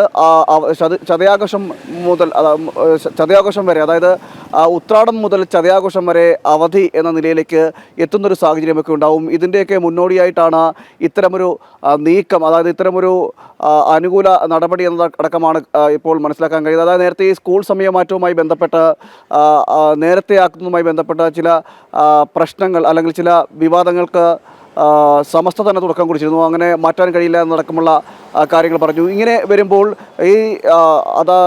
ഈ ഓണം വെക്കേഷൻ ഇല്ലാതാകുന്നതോടുകൂടി അധിക അധ്യയനം കിട്ടുകയും ഈ പറഞ്ഞ 11 മണിക്കൂർ എന്നതിലേക്ക് എത്തുന്ന സാഹചര്യമൊക്കെ ഉണ്ടാകും. ഇതൊക്കെയാണ് സമസ്തയെ സംബന്ധിച്ചിടത്തോളം ഈ ഒരു ലക്ഷ്യം കൂടി മുന്നിൽ കണ്ടുകൊണ്ടാണ് ഓണം സമയത്ത്, അതായത് ഈ സ്കൂൾ അവധി മാറ്റം ഇത്തരത്തിൽ ജൂൺ മാസങ്ങളിലേക്ക്, ജൂലൈ മഴക്കാല മൺസൂൺ കാലത്തിലേക്ക് മാറ്റണമെന്നൊരു ആവശ്യം മുന്നോട്ട് വയ്ക്കാനുള്ള കാരണം അങ്ങനെ ഉണ്ടാകുന്നൊരു സാഹചര്യത്തിൽ സമസ്ത നേരത്തെ നിശ്ചയിച്ച കണക്ക് തന്നെ കാര്യങ്ങൾ മുന്നോട്ട് പോകുമെന്നതടക്കമുള്ള കാര്യങ്ങളാണ് ഇപ്പോൾ മനസ്സിലാക്കാൻ കഴിയുന്നത്. അതുകൊണ്ടാണ് ഇത്തരത്തിൽ ഈ മാറ്റം വേണമെന്ന ഒരു അഭിപ്രായം വിദ്യാഭ്യാസ മന്ത്രിയുടെ സാന്നിധ്യത്തിൽ തന്നെ അതിന് പിന്താകുന്നൊരു നടപടി സ്വീകരിച്ചത്. ഫലത്തിൽ പ്രത്യക്ഷത്തിൽ ഇതിനെ യാതൊരു കുറ്റവും ആർക്കും കാണാൻ കഴിയില്ലെങ്കിൽ പോലും പരോക്ഷമായി ഇതിൽ വരുന്നതിൽ അതിൽ ഒളിഞ്ഞു കിടക്കുന്നത് ഈ ഓണം ആഘോഷത്തെ അട്ടിമറിക്കുക എന്നൊരു ലക്ഷ്യം തന്നെയായിരിക്കും ഇതിൻ്റെ മുന്നിലുണ്ടാകുക എന്നാണ് നമുക്ക് മനസ്സിലാക്കാൻ കഴിയുന്നത്. ഇങ്ങനെയൊരു സമയം വരുമ്പോൾ, അതായത് ഈ ഒരു അവധി കഴിഞ്ഞ ഉടനെ തന്നെ അടുത്തൊരു അവധിക്ക് സാധ്യതയില്ല. അതായത് ജൂൺ ജൂലൈ മാസത്തിൽ വരുന്ന മധ്യവേനൽ മൺസൂൺ അവധി കഴിയുമ്പോൾ തന്നെ ക്ലാസ്സുകൾ തുടങ്ങും. ക്ലാസ്സുകൾ തുറന്നു കഴിഞ്ഞാൽ പിന്നീട് രണ്ടാമതൊരു പരീക്ഷയ്ക്കോ രണ്ടാമതൊരു അവധിക്കോ പിന്നീട് സ്ഥാനമില്ല. അങ്ങനെ വരുമ്പോൾ വർഷത്തിൽ 2 പരീക്ഷയായിട്ട് മാറുകയും ചെയ്യും. ഈ ഒരു സാഹചര്യം സൃഷ്ടിക്കപ്പെടുകയും ചെയ്യും. അതോടുകൂടി ഓണം ആഘോഷം എന്നതും ഓണ അവധി എന്നതടക്കമുള്ളവ അട്ടിമറിക്കപ്പെടുവാനുള്ള സാധ്യതയൊക്കെ ഉണ്ട്. ഇതുകൂടിയൊക്കെയാണ് ഇതിൽ ഒളിഞ്ഞു കിടക്കുന്നത്. എന്തായാലും കൂടുതൽ വലിയ രീതിയിൽ പ്രതിഷേധങ്ങൾ ഈ വിഷയത്തിൽ ഉണ്ടാകുന്നു.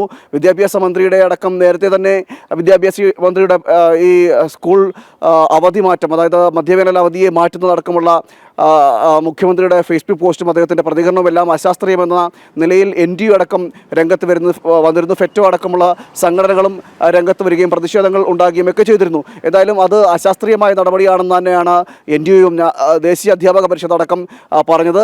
ഈ ഒരു സാഹചര്യം കൂടി നിലനിൽക്കുന്നുണ്ട്. ഈ ഒരു സാഹചര്യം കൂടി നിലനിൽക്കുമ്പോഴും സമസ്ത ഇതിൽ ഇങ്ങനെയൊരു രാഷ്ട്രീയം കൂടി കണ്ടുകൊണ്ടാണ്, അതായത് സമസ്തയ്ക്ക് അനുകൂലമായിട്ട് നേരത്തെ സ്കൂൾ സമയത്തിൽ രാവിലെ നേരത്തെ തന്നെ സ്കൂൾ സമയം തുടങ്ങണമെന്നടക്കം 7:30 തുടങ്ങണം എന്നുള്ള കാര്യങ്ങൾ പറയുമ്പോൾ അതിനെ എതിർത്തുകൊണ്ട് വന്ന സമസ്ത തന്നെയാണ് ഇവിടെ ഇത്തരമൊരു കാര്യത്തിൽ ഈ ഓണം ആഘോഷമടക്കം അട്ടിമറിക്കുന്നതുമായി ബന്ധപ്പെട്ടൊരു തീരുമാനത്തിന് അല്ലെങ്കിൽ ആ ഒരു നീക്കത്തിന് ഒരു മുൻതൂക്കം കൊടുത്തുകൊണ്ട് അല്ലെങ്കിൽ അതിനൊരു ആ ഒരു നീക്കത്തിന് തുടക്കം കുറിക്കുക എന്ന് വേണ്ടി നമുക്ക് പറയേണ്ടിയിരിക്കുന്നത്. എന്തായാലും സമസ്ത തന്നെ വിദ്യാഭ്യാസ മന്ത്രിയുടെ സാന്നിധ്യത്തിൽ തന്നെയാണ് ഇത്തരമൊരു നിർദ്ദേശം മുന്നോട്ട് വെച്ചതും. രോഹിണി, ശരി. സ്കൂൾ വേനൽ അവധി മാറ്റണമെന്ന വിദ്യാഭ്യാസ വകുപ്പിന്റെ നീക്കത്തിന് പിന്തുണയുമായി സമസ്ത എത്തിയതിൽ ദുരൂഹതയുണ്ട്. ലക്ഷ്യം സംസ്ഥാനത്തെ ഓണാഘോഷം അട്ടിമറിക്കലും ഓണ അവധി വെട്ടിക്കുറയ്ക്കലും എന്നുള്ള ആരോപണങ്ങളും ഉയർന്നുണ്ട്. പ്രശാന്ത് ശങ്കരമംഗലത്താണ് വിവരങ്ങൾ നൽകിയത്. കോഴിക്കോട് വെസ്റ്റ് ഹിൽ സ്വദേശി വിജിലന്റ് നരഹത്യാ കേസിൽ പോലീസ് സമർപ്പിച്ച കസ്റ്റഡി അപേക്ഷ ഇന്ന് പരിഗണിക്കും. Koyilandy first class judicial magistrate കോടതിയാണ് കേസ് പരിഗണിക്കുന്നത്. റിമാൻഡിലായ പ്രതികളായ നിഖിലിനെയും ദീപേഷിനെയും കസ്റ്റഡിയിൽ വാങ്ങി വിശദമായി ചോദ്യം ചെയ്യാനാണ് അന്വേഷണ സംഘത്തിന്റെ നീക്കം. അതേസമയം കേസിലെ മുഖ്യപ്രതി രഞ്ജിത്തിനായി അന്വേഷണം ഊർജിതമാക്കി പോലീസ്. അനഘ ഹർഷൻ ചേരുന്നു. അനഘ, ഇപ്പോൾ ഈ വിജിലിന്റെ നരഹത്യാ കേസുമായി ബന്ധപ്പെട്ട് പോലീസ് സമർപ്പിച്ച കസ്റ്റഡി അപേക്ഷ ഇന്ന് പരിഗണിക്കാനിരിക്കെ മൊഴിയുടെ അടിസ്ഥാനത്തിൽ മാത്രമല്ല പോലീസ് നീങ്ങുന്നത് എന്നുള്ളതാണ്. കൊലപാതകം അടക്കമുള്ള കാര്യങ്ങൾ ഈ സുഹൃത്തുക്കൾ ചെയ്തിട്ടുണ്ടോ എന്നുള്ളൊരു അന്വേഷണത്തിലേക്ക് കൂടി കടക്കുകയല്ലേ?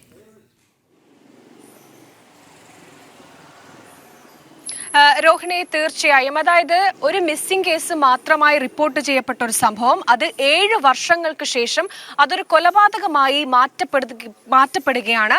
ഈ സംഭവം നടക്കുന്നത് 2019 ഈ സമയത്ത് ഈ എലത്തൂർ സ്വദേശിയായിട്ടുള്ള വിജിലും അതുപോലെ തന്നെ വിജിലിന്റെ 3 സുഹൃത്തുക്കളും ഈ കോഴിക്കോട് സരോവരത്തെത്തുകയും അവിടെ നിന്ന് ഇവർ 3 പേരും കൂടി ബ്രൗൺ ഷുഗർ ഉപയോഗിക്കുകയും ചെയ്യുന്നു. അതിനുശേഷം ഈ 4 പേരും അവിടെ അബോധാവസ്ഥയിലേക്ക് ആവുകയും പിന്നീട് ഇതിൽ 3 പേർ ഉണരുകയും വിജിൽ എന്നാൽ ഉണർന്നില്ല എന്നാണ് ഈ വിജിലിന്റെ സുഹൃത്തുക്കൾ പോലീസിന് നൽകിയ മൊഴി. അതിനുശേഷം പിന്നീട് ഇവർ അതൊരു ചതുപ്പ് പ്രദേശമാണ്, ആ ചതുപ്പ് പ്രദേശത്തിലേക്ക് ഈ വിജിലിനെ കെട്ടിത്താഴ്ത്തുക, അതായത് കുഴിച്ചിട്ടു. പിന്നീട് ഈ വിജിലിന്റെ വീട്ടുകാർ 2 ആഴ്ചയ്ക്ക് ശേഷമാണ് വിജിലിന്റെ വീട്ടുകാർ ഇത്തരത്തിലൊരു മിസ്സിംഗ് പരാതി ഈ എലത്തൂർ പോലീസ് സ്റ്റേഷനിലെത്തി സമർപ്പിക്കുന്നത്. അപ്പോഴത്തേക്കും തന്നെ ഒരു ഗോൾഡൻ ഹവർ അവിടെ നഷ്ടപ്പെട്ടിരുന്നു എന്നാണ് അന്വേഷണ സംഘം ഇപ്പോൾ പറയുന്നത്. അതിനുശേഷം പിന്നീട് ഈ പ്രതികളിലേക്കൊക്കെ തന്നെ അന്വേഷണം എത്തിയിരുന്നു ആദ്യഘട്ടത്തിൽ. പിന്നീട് തങ്ങൾ ഇത്തരത്തിലൊരു കണ്ടിട്ടില്ല എന്ന് പറഞ്ഞുകൊണ്ട് പ്രതികൾ അവിടെ നിന്ന് മാറുന്ന ഒരു സാഹചര്യമാണ് ഉണ്ടായത്.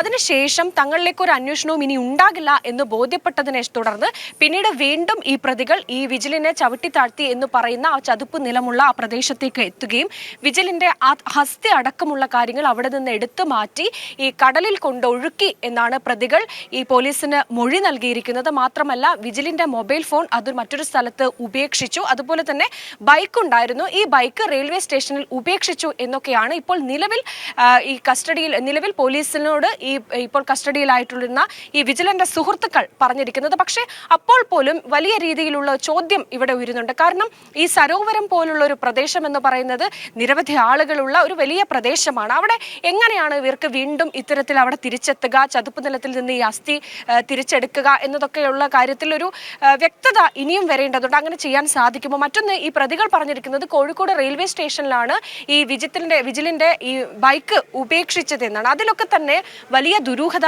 ഇപ്പോഴും നിലനിൽക്കുന്നുണ്ട്. എന്തായാലും ഈ പ്രതികളെ നിലവിൽ കസ്റ്റഡിയിലുള്ള റിമാൻഡിലുള്ള പ്രതികളായിട്ടുള്ള വിജിലിന്റെ സുഹൃത്തുക്കളെ കസ്റ്റഡിയിൽ വാങ്ങി അതിനുശേഷം വിശദമായി ചോദ്യം ചെയ്യും. അതിനുശേഷം മാത്രമാണ് ഈ വിജിൽ തിരോധാന കേസിൽ ഒരു കൃത്യമായൊരു ചിത്രം പുറത്തുവരൂ. രോഹിണി, ശരി. അനഘ ഹർഷനാണ് വിവരങ്ങൾ നൽകിയത്.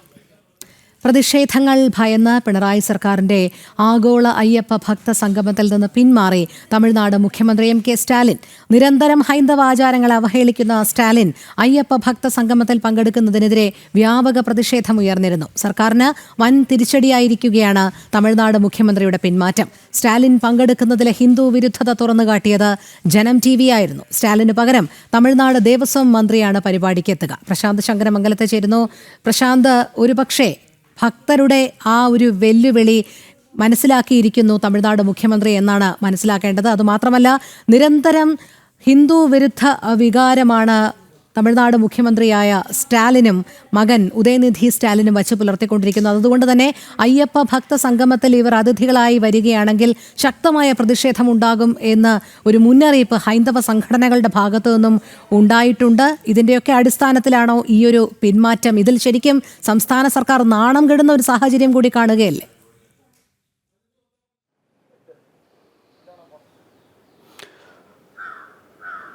രോഹിണി, ആഗോള അയ്യപ്പ സമ്മേളനത്തിൽ മുഖ്യാതിഥിയായിട്ടാണ് സ്റ്റാലിനെ കൊണ്ടുവരാൻ സർക്കാർ വലിയ രീതിയിൽ കൊട്ടിഘോഷിക്കുകയും ചെയ്തു. വലിയ സംഭവം എന്ന നിലയിലെല്ലാമായിരുന്നു സർക്കാരിൻ്റെ വാദഗതികൾ സ്റ്റാലിനെ കൊണ്ടുവരുന്നത്. സ്റ്റാലിൻ വരുന്നതുമായി ബന്ധപ്പെട്ടുള്ള തീരുമാനങ്ങളായതോടുകൂടി തന്നെയാണ്, അതായത് ദേവസ്വം മന്ത്രി നേരിട്ട് ചെന്നൈയിലെത്തിയായിരുന്നു സ്റ്റാലിനെ ക്ഷണിച്ചത് ഈ ചടങ്ങിലേക്ക്, അയ്യപ്പ സമ്മേളനത്തിലേക്ക് മുഖ്യാതിഥിയായി എത്തണമെന്നുള്ള കാര്യങ്ങളെല്ലാം അറിയിക്കുകയും ചെയ്തത് ദേവസ്വം മന്ത്രി വി എം വാസവൻ നേരിട്ടെത്തിയ ക്ഷണിച്ചത്. തുടർന്നാണ് സ്റ്റാലിൻ എത്തുമെന്നതടക്കമുള്ള അഭ്യൂഹങ്ങൾ പറയുന്നത്. ഇതിനു പിന്നാലെയാണ് ഹൈന്ദവ സംഘടനകളും വലിയ രീതിയിൽ പ്രതിഷേധം അറിയിച്ചത്. കാരണം നിരന്തരം ഹിന്ദു വിരുദ്ധത വെച്ച് പുലർത്തുന്ന ആളാണ് സ്റ്റാലിനും മകൻ ഉദയനിധി സ്റ്റാലിൻ. നമുക്കറിയാം, പല രീതിയിൽ സനാതന ധർമ്മത്തെ അടക്കം ആക്ഷേപിച്ചുകൊണ്ട് ഉദയനിധി സ്റ്റാലിൻ്റെ പരാമർശങ്ങളുണ്ടായിരുന്നു. സ്റ്റാലിൻ്റെ പരാമർശങ്ങൾ നിരന്തരമുണ്ടായിരുന്നു. ഹൈന്ദവ ആചാരങ്ങളെയും അനുഷ്ഠാനങ്ങളെയും അട്ടിമറിക്കുന്ന തരത്തിലുള്ള പ്രവർത്തനങ്ങൾ തമിഴ്നാട്ടിൽ നിരന്തരം നടത്തിക്കൊണ്ടിരിക്കുന്നു. മാത്രമല്ല, ആരാധനാലയങ്ങൾക്കെതിരെയെല്ലാം വലിയ രീതിയിലുള്ള സമീപനങ്ങൾ, ആരാധനാലയങ്ങളെ മാത്രമല്ല അനുഷ്ഠാനങ്ങളെ അടക്കം എതിർത്തുകൊണ്ടുള്ള സമീപനങ്ങൾ സ്റ്റാലിൻ്റെ ഭാഗത്തു നിന്ന് നിരന്തരമായിട്ട് തമിഴ്നാട്ടിൽ ഉണ്ടാകുന്നു. അങ്ങനെ നിരന്തരം ഇത്തരത്തിൽ ഹിന്ദു വിരുദ്ധത വെച്ചു പുലർത്തുന്ന ആചാരങ്ങളെയും അനുഷ്ഠാനങ്ങൾക്കും യാതൊരു തരത്തിലുള്ള വില പോലും കൽപ്പിക്കാത്തൊരു വ്യക്തിയെ അയ്യപ്പ ഭക്ത സമ്മേളനത്തിലേക്ക് കൊണ്ടുവരിക, അല്ലെങ്കിൽ ആഗോള അയ്യപ്പ സമ്മേളനത്തിലേക്ക് എത്തിക്കുക എന്നത് അത് ഹൈന്ദവ വിശ്വാസത്തോടും ധർമ്മത്തോടുമുള്ള എതിർപ്പാണെന്ന് ഹൈന്ദവ സംഘടനകളും പറഞ്ഞിരുന്നു. ശക്തമായ രീതിയിൽ പ്രതിഷേധം ഇക്കാര്യത്തിൽ അറിയിക്കുകയും ചെയ്തിരുന്നു. മാത്രമല്ല, ഈ സ്റ്റാലിൻ എന്ന തമിഴ്നാട് മുഖ്യമന്ത്രിയുടെ ഹിന്ദു വിരുദ്ധത നിരന്തരം തുറന്നു കാട്ടുകയും ഈ വാർത്തയ്ക്ക് ശേഷം, അതായത് സ്റ്റാലിൻ എത്തും എന്നതിന് ശേഷം നിരന്തരം സ്റ്റാലിൻ്റെ ഹൈന്ദവ വിരുദ്ധത ജനം TV തുറന്നു കാട്ടുന്ന ഒരു സാഹചര്യമൊക്കെ ഉണ്ടായിരുന്നു. എന്തായാലും ഇതോടുകൂടി തന്നെ പ്രതിഷേധം ശക്തമായതോടുകൂടി തന്നെയാണ് സ്റ്റാലിൻ എത്തുന്നില്ല എന്നത് തീരുമാനത്തിലേക്ക് എത്തുന്നത്, സ്റ്റാലിൻ്റെ പിന്മാറ്റത്തിലെത്തിക്കുന്നത്. അതായത് സ്റ്റാലിൻ അയ്യപ്പ സമ്മേളനത്തേക്ക് എത്തിക്കഴിഞ്ഞു കഴിഞ്ഞാൽ വലിയ രീതിയിലുള്ള പ്രതിഷേധങ്ങൾക്ക് അയ്യപ്പ വേദി സാക്ഷ്യം വഹിക്കേണ്ടി വരും. മാത്രമല്ല, ഹൈന്ദവ സംഘടനകളും പറഞ്ഞിരുന്നു ശക്തമായ രീതിയിൽ ഈ വേദിയിലേക്ക് അടക്കം, അല്ലെങ്കിൽ ഈ സ്റ്റാലിൻ പങ്കെടുക്കുന്ന പരിപാടിയിലെല്ലാം പ്രതിഷേധങ്ങൾ ഉണ്ടാകുമെന്നടക്കമുള്ള കാര്യങ്ങളും പറഞ്ഞിരുന്നു. നമുക്കറിയാം, ഈ അയ്യപ്പ സമ്മേളനം എന്ന് പറയുന്നത് നിലവിലെ സാഹചര്യത്തിൽ തെരഞ്ഞെടുപ്പുകൾ മുന്നിൽ കണ്ടുകൊണ്ടുള്ള സർക്കാരിൻ്റെ സ്റ്റണ്ട് ആണ് എന്ന് തന്നെയാണ് ഭക്തർക്ക് എല്ലാവർക്കും അറിയാവുന്ന കാര്യം. കാരണം ഇത്തരത്തിൽ 2018 ഈ യുവതീ പ്രവേശനം നടത്തിക്കൊണ്ട്, മാത്രമല്ല ഇരുട്ടിൻ്റെ മറവിൽ യുവതികളെ തലയിൽ മുണ്ടിടിപ്പിച്ചുകൊണ്ട് സന്നിധാനത്തിൽ കയറ്റിയതും സംസ്ഥാന സർക്കാരാണ്, ഇതേ സർക്കാരാണ്, പിണറായി സർക്കാരാണ്. മാത്രമല്ല, ഈ യുവതീ പ്രവേശനത്തെ അടക്കം വലിയ രീതിയിൽ അനുകൂലിച്ചുകൊണ്ട് സംസാരിച്ച ഒരു ഭരണകൂടമാണ് സംസ്ഥാനത്തെ ഇടതുപക്ഷ ഭരണകൂടം. എന്നിരിക്കെ ഈ നിലവിലത്തെ സാഹചര്യത്തിൽ ഇപ്പോൾ ഇത്തരത്തിലുള്ള ഒരു ആഗോള അയ്യപ്പ സമ്മേളനം നടക്കുന്നതിൻ്റെ ലക്ഷ്യത്തിന് പിന്നിൽ മറ്റൊന്നുമില്ല, വരാനിരിക്കുന്ന തെരഞ്ഞെടുപ്പാണെന്ന് സംസ്ഥാനത്തെ എല്ലാവിധ ഭക്തജനങ്ങൾക്കും മാത്രമല്ല മറ്റ് എല്ലാവർക്കും അറിയാവുന്നൊരു കാര്യം കൂടിയാണ്. അങ്ങനെ ഒരു അയ്യപ്പ സമ്മേളനം നടത്തുമ്പോൾ ആ അയ്യപ്പ സമ്മേളനത്തിൽ മുഖ്യാതിഥിയായിക്കൊണ്ട് എത്തിക്കുന്ന ആളുടെ ചരിത്രം കൂടി നമുക്ക് പിന്നോട്ട് പോകുമ്പോൾ, അല്ലെങ്കിൽ ആ ചരിത്രം കൂടി പരിശോധിക്കുമ്പോൾ ഇത്തരത്തിൽ നിരന്തരം ഹൈന്ദവ വിരുദ്ധത വെച്ച് പുലർത്തുന്ന ഒരു ആൾ ആണെന്ന് നമുക്ക് മനസ്സിലാക്കുകയും ചെയ്യും, ഭക്തർക്കും മനസ്സിലാക്കുകയും ചെയ്യും. അതുകൊണ്ട് തന്നെയാണ് സ്റ്റാലിൻ എത്തുന്നതിനെതിരെ പ്രതിഷേധം വന്നത്. മാത്രമല്ല, സംസ്ഥാന സർക്കാർ നടത്തുന്നത് ഒരു തട്ടിക്കൂട്ട് അയ്യപ്പ സമ്മേളനമാണ് എന്നത് ഭക്തരും പറയുവാൻ കാരണം സർക്കാരിന് എന്തെങ്കിലും തരത്തിലുള്ള ആത്മാർത്ഥതയുണ്ടെങ്കിൽ അവിടെ കൊണ്ടെത്തിക്കുന്ന അതിഥികളിലും ഇത്തരത്തിൽ ഉള്ള ആളുകളാകാൻ പാടില്ല എന്നൊരു ഭക്തർ നേരത്തെ പറയുകയും ചെയ്തു, ഹൈന്ദവ സംഘടനകളും വ്യക്തമാക്കുകയും ചെയ്തു. അതുകൊണ്ട് തന്നെ ആണ് വലിയ രീതിയിൽ പ്രതിഷേധം ഉണ്ടാകുമെന്ന് അറിയിക്കുകയും ചെയ്തത്. ഈ സാഹചര്യത്തിൽ കൂടിയാണ് സ്റ്റാലിൻ പിന്മാറുന്ന നിലയിലേക്ക് എത്തിയത്. കാരണം വലിയ രീതിയിൽ പ്രതിഷേധം ഉണ്ടായിക്കഴിഞ്ഞാൽ അത് പിന്നീട് അതൊരു മറ്റു തലങ്ങളിലേക്ക് മാറിപ്പോകുന്ന സാഹചര്യമൊക്കെ ഉണ്ടാകും. ഈ ഒരു സാഹചര്യത്തിൽ കൂടിയാണ് സ്റ്റാലിൻ്റെ പിന്മാറ്റം. എന്തായാലും വലിയ രീതിയിലുള്ള പ്രതിഷേധങ്ങളും വാർത്തകളും ഫലം കണ്ടിരിക്കുന്നു. MK സ്റ്റാലിൻ തമിഴ്നാട് മുഖ്യമന്ത്രി ആഗോള അയ്യപ്പ സമ്മേളനത്തിൽ നിന്ന് പിന്മാറിയിരിക്കുന്നു. ശരി, സംസ്ഥാന സർക്കാരിനേറ്റ ഒരു കനത്ത തിരിച്ചടി തന്നെയാണ്. പ്രതിഷേധങ്ങൾ ഭയന്ന് പിണറായി സർക്കാരിന്റെ ആഗോള അയ്യപ്പ ഭക്ത സംഗമത്തിൽ നിന്ന് തമിഴ്നാട് മുഖ്യമന്ത്രി എം കെ സ്റ്റാലിൻ പിന്മാറിയിരിക്കുകയാണ്. നിരന്തരം ഹൈന്ദവാചാരങ്ങൾ അവഹേളിക്കുന്ന സ്റ്റാലിൻ അയ്യപ്പ ഭക്ത സംഗമത്തിൽ പങ്കെടുക്കുന്നതിനെതിരെ വ്യാപക പ്രതിഷേധം ഉയർന്നിരുന്നു. ജനം ടിവിയാണ് ഈ വാർത്ത പുറത്തു കൊണ്ടുവന്നതും പൊതുജനങ്ങളുടെ ശ്രദ്ധയിൽപ്പെടുത്തിയതും. സ്റ്റാലിൻ പങ്കെടുക്കുന്നതിലെ ഹിന്ദു വിരുദ്ധത അത്തരത്തിൽ ജനം ടിവി തുറന്നു കാട്ടിയതിലൂടെ അത് ഫലം കണ്ടിരിക്കുന്നു എന്ന് തന്നെയാണ് മനസ്സിലാക്കേണ്ടത്. വിവിധ ഹൈന്ദവ സംഘടനകൾ ജനം ടിവി വാർത്തയ്ക്ക് പിന്നാലെ രംഗത്തെത്തുന്ന കാഴ്ചയും നമ്മൾ കണ്ടതാണ്. ഏതെങ്കിലും രീതിയിൽ എം കെ സ്റ്റാലിനോ ഉദയനിധി സ്റ്റാലിനോ ആഗോള അയ്യപ്പ ഭക്ത സംഗമത്തിൽ പങ്കെടുക്കുകയാണെങ്കിൽ ശക്തമായ പ്രതിഷേധമുണ്ടാകും എന്നുള്ളൊരു മുന്നറിയിപ്പും നൽകിയിരുന്നു. എന്ന് മാത്രമല്ല, പിണറായി സർക്കാരിന്റെ ഈ അയ്യപ്പ ഭക്ത സംഗമം എന്നുള്ളത് വെറും കാപട്യം മാത്രമാണ്, പണം തട്ടാനുള്ള ഒരു അടവ് മാത്രമാണ് എന്നുള്ള വിമർശനങ്ങളും ഉയർന്നിരുന്നു. പ്രശാന്ത് ശങ്കരമംഗലത്താണ് വിവരങ്ങൾ നൽകിയത്. മറ്റൊരു വാർത്തയിലേക്ക്. ഉത്തര കൊറിയൻ ഏകാധിപതി കിം ജോങ് ഉന്നുമായി കൂടിക്കാഴ്ചയ്ക്ക് താൽപര്യം പ്രകടിപ്പിച്ച ഡൊണാൾഡ് ട്രംപ് ദക്ഷിണ കൊറിയൻ പ്രസിഡന്റ് ലീ ജെമിയോങ്ങുമായി നടന്ന കൂടിക്കാഴ്ചയോടനുബന്ധിച്ച് മാധ്യമങ്ങളോട് പ്രതികരിക്കുകയായിരുന്നു അദ്ദേഹം. കിം ജോങ് ഉന്നുമായി ശരിയായ സമയത്ത് കൂടിക്കാഴ്ച നടക്കുമെന്ന പ്രതീക്ഷയും ട്രംപ് അറിയിച്ചു. കിം ജോങ് ഉന്നുമായി മികച്ച ബന്ധം തുടരുന്നതായും അദ്ദേഹം ദക്ഷിണ കൊറിയൻ പ്രസിഡന്റിനെ അറിയിച്ചു. We want to have a meeting. I like to have a meeting. I get along great with him. You know, you were there. We even had a press conference. He had his first press conference. Kim Jong-un had a press conference. This was a little different press conference. I said, have you done a press conference before? No. And you know what? He did great. It was a great press conference, actually. It was historic. I doubt he's done one since. But I said, would you like to meet the fake news? Because whatever you want to do, and they came in like you've never seen anything like it. And then he said, enough. And that was the end of the press conference. That was the end. It ended very rapidly. But I think he had a good time. I look forward to meeting with Kim Jong-un in the appropriate future. വിവരങ്ങളുമായി ഐസൺ ജോസ് ചേരുന്നു. ഐസൺ, ഉത്തര ദക്ഷിണ കൊറിയകളുടെ പ്രശ്നങ്ങൾ, അതോടൊപ്പം തന്നെ American president Donald Trump ഉത്തര കൊറിയയുമായി ഒരു ചർച്ചയ്ക്ക് മുതിരുമ്പോൾ ഏതൊക്കെ കാര്യങ്ങളിലാണ് അത് ഈ ലോകത്ത് തന്നെ അത് പ്രതിഫലിക്കുക? തീർച്ചയായും അത് വൻതോതിൽ ലോകത്തെ പ്രതികരിക്കുമെന്ന് തന്നെയാണ് മനസ്സിലാക്കാൻ സാധിക്കുന്നത്. നമുക്കറിയാവുന്നതാണ്, ഉത്തര കൊറിയൻ ഏകാധിപതി റഷ്യയിൽ സന്ദർശനം നടത്തുന്ന ഒരു സാഹചര്യം പോലും ഈ അടുത്ത കാലങ്ങളിൽ ഉണ്ടായിരുന്നു. ഇതെല്ലാം തന്നെ റഷ്യയുമായുള്ള ബന്ധവുമായുള്ള വിഷയങ്ങൾ, അത്തരത്തിലുള്ള നിരവധി പ്രശ്നങ്ങൾ കൈകാര്യം ചെയ്യുന്ന ഒരു പശ്ചാത്തലത്തിലാണ് ഇത്തരത്തിലൊരു താല്പര്യം പ്രകടിപ്പിക്കുന്നത്. അദ്ദേഹം നേരിട്ട് അത് പറയുകയും ചെയ്തു. ദക്ഷിണ കൊറിയൻ പ്രസിഡന്റിന്റെ ആദ്യ അമേരിക്കൻ സന്ദർശന വേളയിൽ തന്നെ ഈ നിലപാട് അറിയിക്കുകയും ചെയ്തു എന്നതാണ് ഏറെ പ്രസക്തമായ ഒരു കാര്യം. തീർച്ചയായും ഗൗരവമേറിയ ചർച്ചകളിലേക്ക് ലോകം മുഴുവൻ പോകുന്ന ഒരു നിലപാടാണ് ട്രംപിന്റെ ഭാഗത്ത് നിന്ന് ഉണ്ടായിരിക്കുന്നത് എന്നതും വ്യക്തമാണ്. ഇതിൽ നമുക്ക് ലഭ്യമാകുന്ന സൂചനകളും മറ്റു വിവരങ്ങളും അനുസരിച്ച് ചർച്ചകൾ ഉണ്ടാകും, അല്ലെങ്കിൽ കൂടിക്കാഴ്ച ഉണ്ടാകും എന്ന് തന്നെയാണ് മനസ്സിലാക്കുന്നത്. അത് ഏത് രീതിയിൽ, എന്ത് ലക്ഷ്യത്തിൽ എന്നായിരിക്കും ഇനിയും കൂടുതലും അറിയേണ്ടിയിരിക്കുന്നത്. എന്തായാലും ലോകം കൗതുകത്തോടെ വീക്ഷിക്കുന്ന ഒരു നിലപാട് ട്രംപിന്റെ ഭാഗത്ത് നിന്ന് ഉണ്ടായിരിക്കുന്നത് എന്നത് ഒരു യാഥാർത്ഥ്യം തന്നെയാണ്. ശരി, ഐസൺ ജോസാണ് വിവരങ്ങൾ നൽകിയത്. ഓണത്തോടനുബന്ധിച്ച് സംസ്ഥാന കൈത്തറി വസ്ത്ര പ്രദർശന വിപണനമേളയ്ക്ക് തിരുവനന്തപുരത്ത് തുടക്കമായി. തനത് കൈത്തറി ഉൽപ്പന്നങ്ങൾ, ഹാൻഡ്ടെക്സ്, ഹാൻഡ് വേവ്, തുണിത്തരങ്ങൾ, കരകൗശല ഉൽപ്പന്നങ്ങൾ എന്നിവ പൊതുജനത്തിന് വാങ്ങാനും കാണാനുമുള്ള അവസരം ഒരുക്കിയിട്ടുണ്ട്. പാളയം LMS ഫെയർ ഗ്രൗണ്ടിൽ സെപ്റ്റംബർ 4 വരെ മേള തുടരും.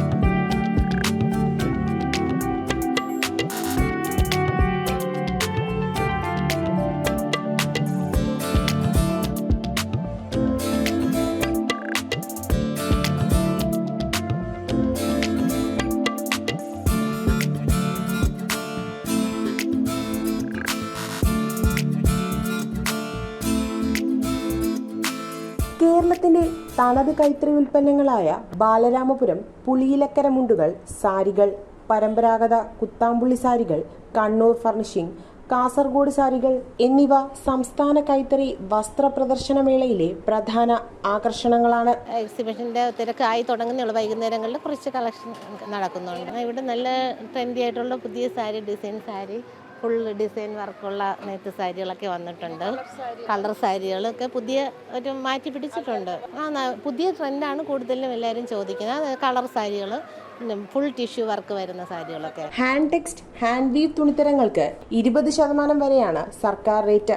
മഹാരാഷ്ട്ര, ഉത്തർപ്രദേശ്, ബീഹാർ, മധ്യപ്രദേശ്, തെലങ്കാന, ജാർഖണ്ഡ്, തമിഴ്നാട്, ഡൽഹി എന്നിവിടങ്ങളിലെ കൈത്തറി കരകൗശല ഉൽപ്പന്നങ്ങളും മേളയിലുണ്ട്. സ്റ്റോളുകളിൽ നിന്ന് കൈത്തറി വസ്ത്രങ്ങൾ വാങ്ങുന്നവർക്ക് സെൽഫി മത്സരം, കൂപ്പൺ നറുക്കെടുപ്പ്, മെഗാ ബമ്പർ നറുക്കെടുപ്പ് തുടങ്ങിയവയും ഒരുക്കിയിട്ടുണ്ട്. മേള സന്ദർശിക്കുന്നവർക്ക് പരമ്പരാഗത തറിയും ചർക്കയും കരകൗശല ഉൽപ്പന്നങ്ങളും നേരിൽ കാണാം. കേന്ദ്ര ടെക്സ്റ്റൈൽസ് മന്ത്രാലയം, വിവിധ സർവീസ് സെന്റർ, കൈത്തറി വസ്ത്ര ഡയറക്ടറേറ്റ്, തിരുവനന്തപുരം ജില്ലാ വ്യവസായ കേന്ദ്രം, കൈത്തറി വികസന സമിതി എന്നിവയുടെ ആഭിമുഖ്യത്തിൽ നടക്കുന്ന മേള സെപ്റ്റംബർ 4 സമാപിക്കും. ജനം, തിരുവനന്തപുരം. കണ്ണിന് കുളിർമയേകുന്ന പൂക്കൾ എല്ലാവർക്കും ഇഷ്ടമാണ്. സ്ഥിരം കാഴ്ചകളിൽ നിന്നും വേറിട്ട കാഴ്ചകളോ അതിലേറെ ഇഷ്ടം. കൊല്ലത്തെ പൂക്കൾക്കിടയിലെ ലേഡി സൂപ്പർ സ്റ്റാറിനെ ഇനി ഒന്ന് കണ്ടുവരാം.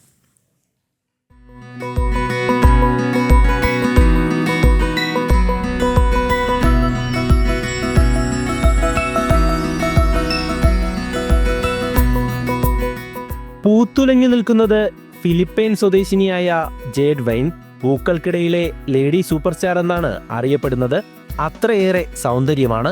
കൊല്ലം രാമൻകുളങ്ങരയിലെ പോലീസ് ഉദ്യോഗസ്ഥനായ കണ്ണനും ഭാര്യ പ്രീതയുമാണ് ഈ ദത്തുപുത്രിയുടെ സ്വന്തക്കാർ.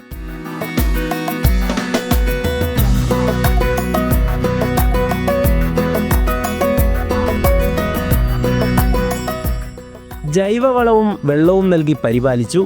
2.5 വർഷത്തെ കാത്തിരിപ്പിനൊടുവിലാണ് ജേഡ് വൈൻ പൂവിട്ടത്.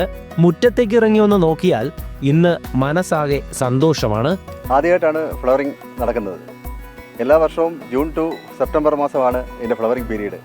ധാരാളം ആൾക്കാർ ഇത് കാണാൻ ദൂരദേശം തന്നെ വന്നിട്ടുണ്ട്. ഇവിടെ വന്നപ്പോൾ ഇതൊരു സെൽഫി പോയിൻ്റായി മാറിയിരിക്കുക. ഇവിടെ ഇത് കേരളത്തിലെ ഇടുക്കി, വയനാട് മുതലായ തണുപ്പുള്ള പ്രദേശങ്ങളിൽ ധാരാളം കണ്ടുവരുന്നുണ്ട്.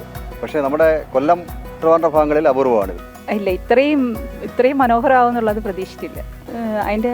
അതിൻ്റെ ചുറ്റുമുള്ള പ്രദേശം നനവാക്കിയെടുക്കുക, പിന്നെ നല്ല വെയിൽ കൊള്ളണം, അങ്ങനെയൊക്കെയുള്ളതാണ്.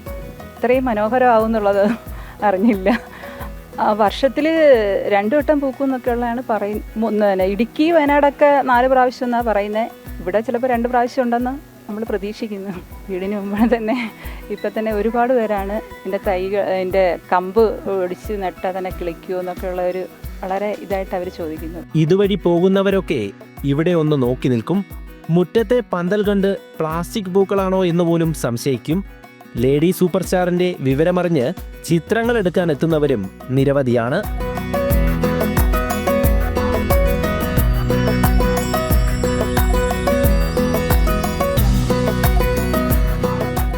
നമ്മുടെ നാട്ടിൽ ഇങ്ങനൊരു കൗതുകരമായിട്ടുള്ള കാഴ്ച ആദ്യമായിട്ടാണ് കാണുന്നത്. അതിലേറെ സന്തോഷമുണ്ട്. നമ്മുടെ നാട്ടിൽ ഇങ്ങനൊരു വീട്ടിലിത് ഇങ്ങനെ, സാധാരണ നമ്മൾ ഇത് ഹൈ റേഞ്ച് പ്രദേശങ്ങളിലല്ലേ വളരുന്നത്. ഇതിങ്ങനെ വന്നതിൽ ഭയങ്കര സന്തോഷം. ഫോട്ടോ ഒക്കെ ഞങ്ങളുടെ അടുത്ത് വളരെ സന്തോഷം. നിങ്ങളിൽ അറ്റൻഡ് ചെയ്യാൻ പറ്റിയതിൽ വലിയ സന്തോഷം. കിളിച്ചുണ്ടുകൾ വിടർത്തി ഏവരുടെയും മനം കവരുന്ന രീതിയിലാണ് പൂക്കളുള്ളത്. വള്ളിച്ചെടിക്ക് പടരാൻ ഇരുമ്പ് പന്തൽ ഒരുക്കിയിട്ടുണ്ട്. പൂക്കളോടൊന്നും പ്രിയമുള്ള കണ്ണന്റെയും പ്രീതയുടെയും ദിവസവുമുള്ള പരിപാലനം തന്നെയാണ് ജേഡ് വൈനിന്റെ ഈ സൗന്ദര്യ രഹസ്യം.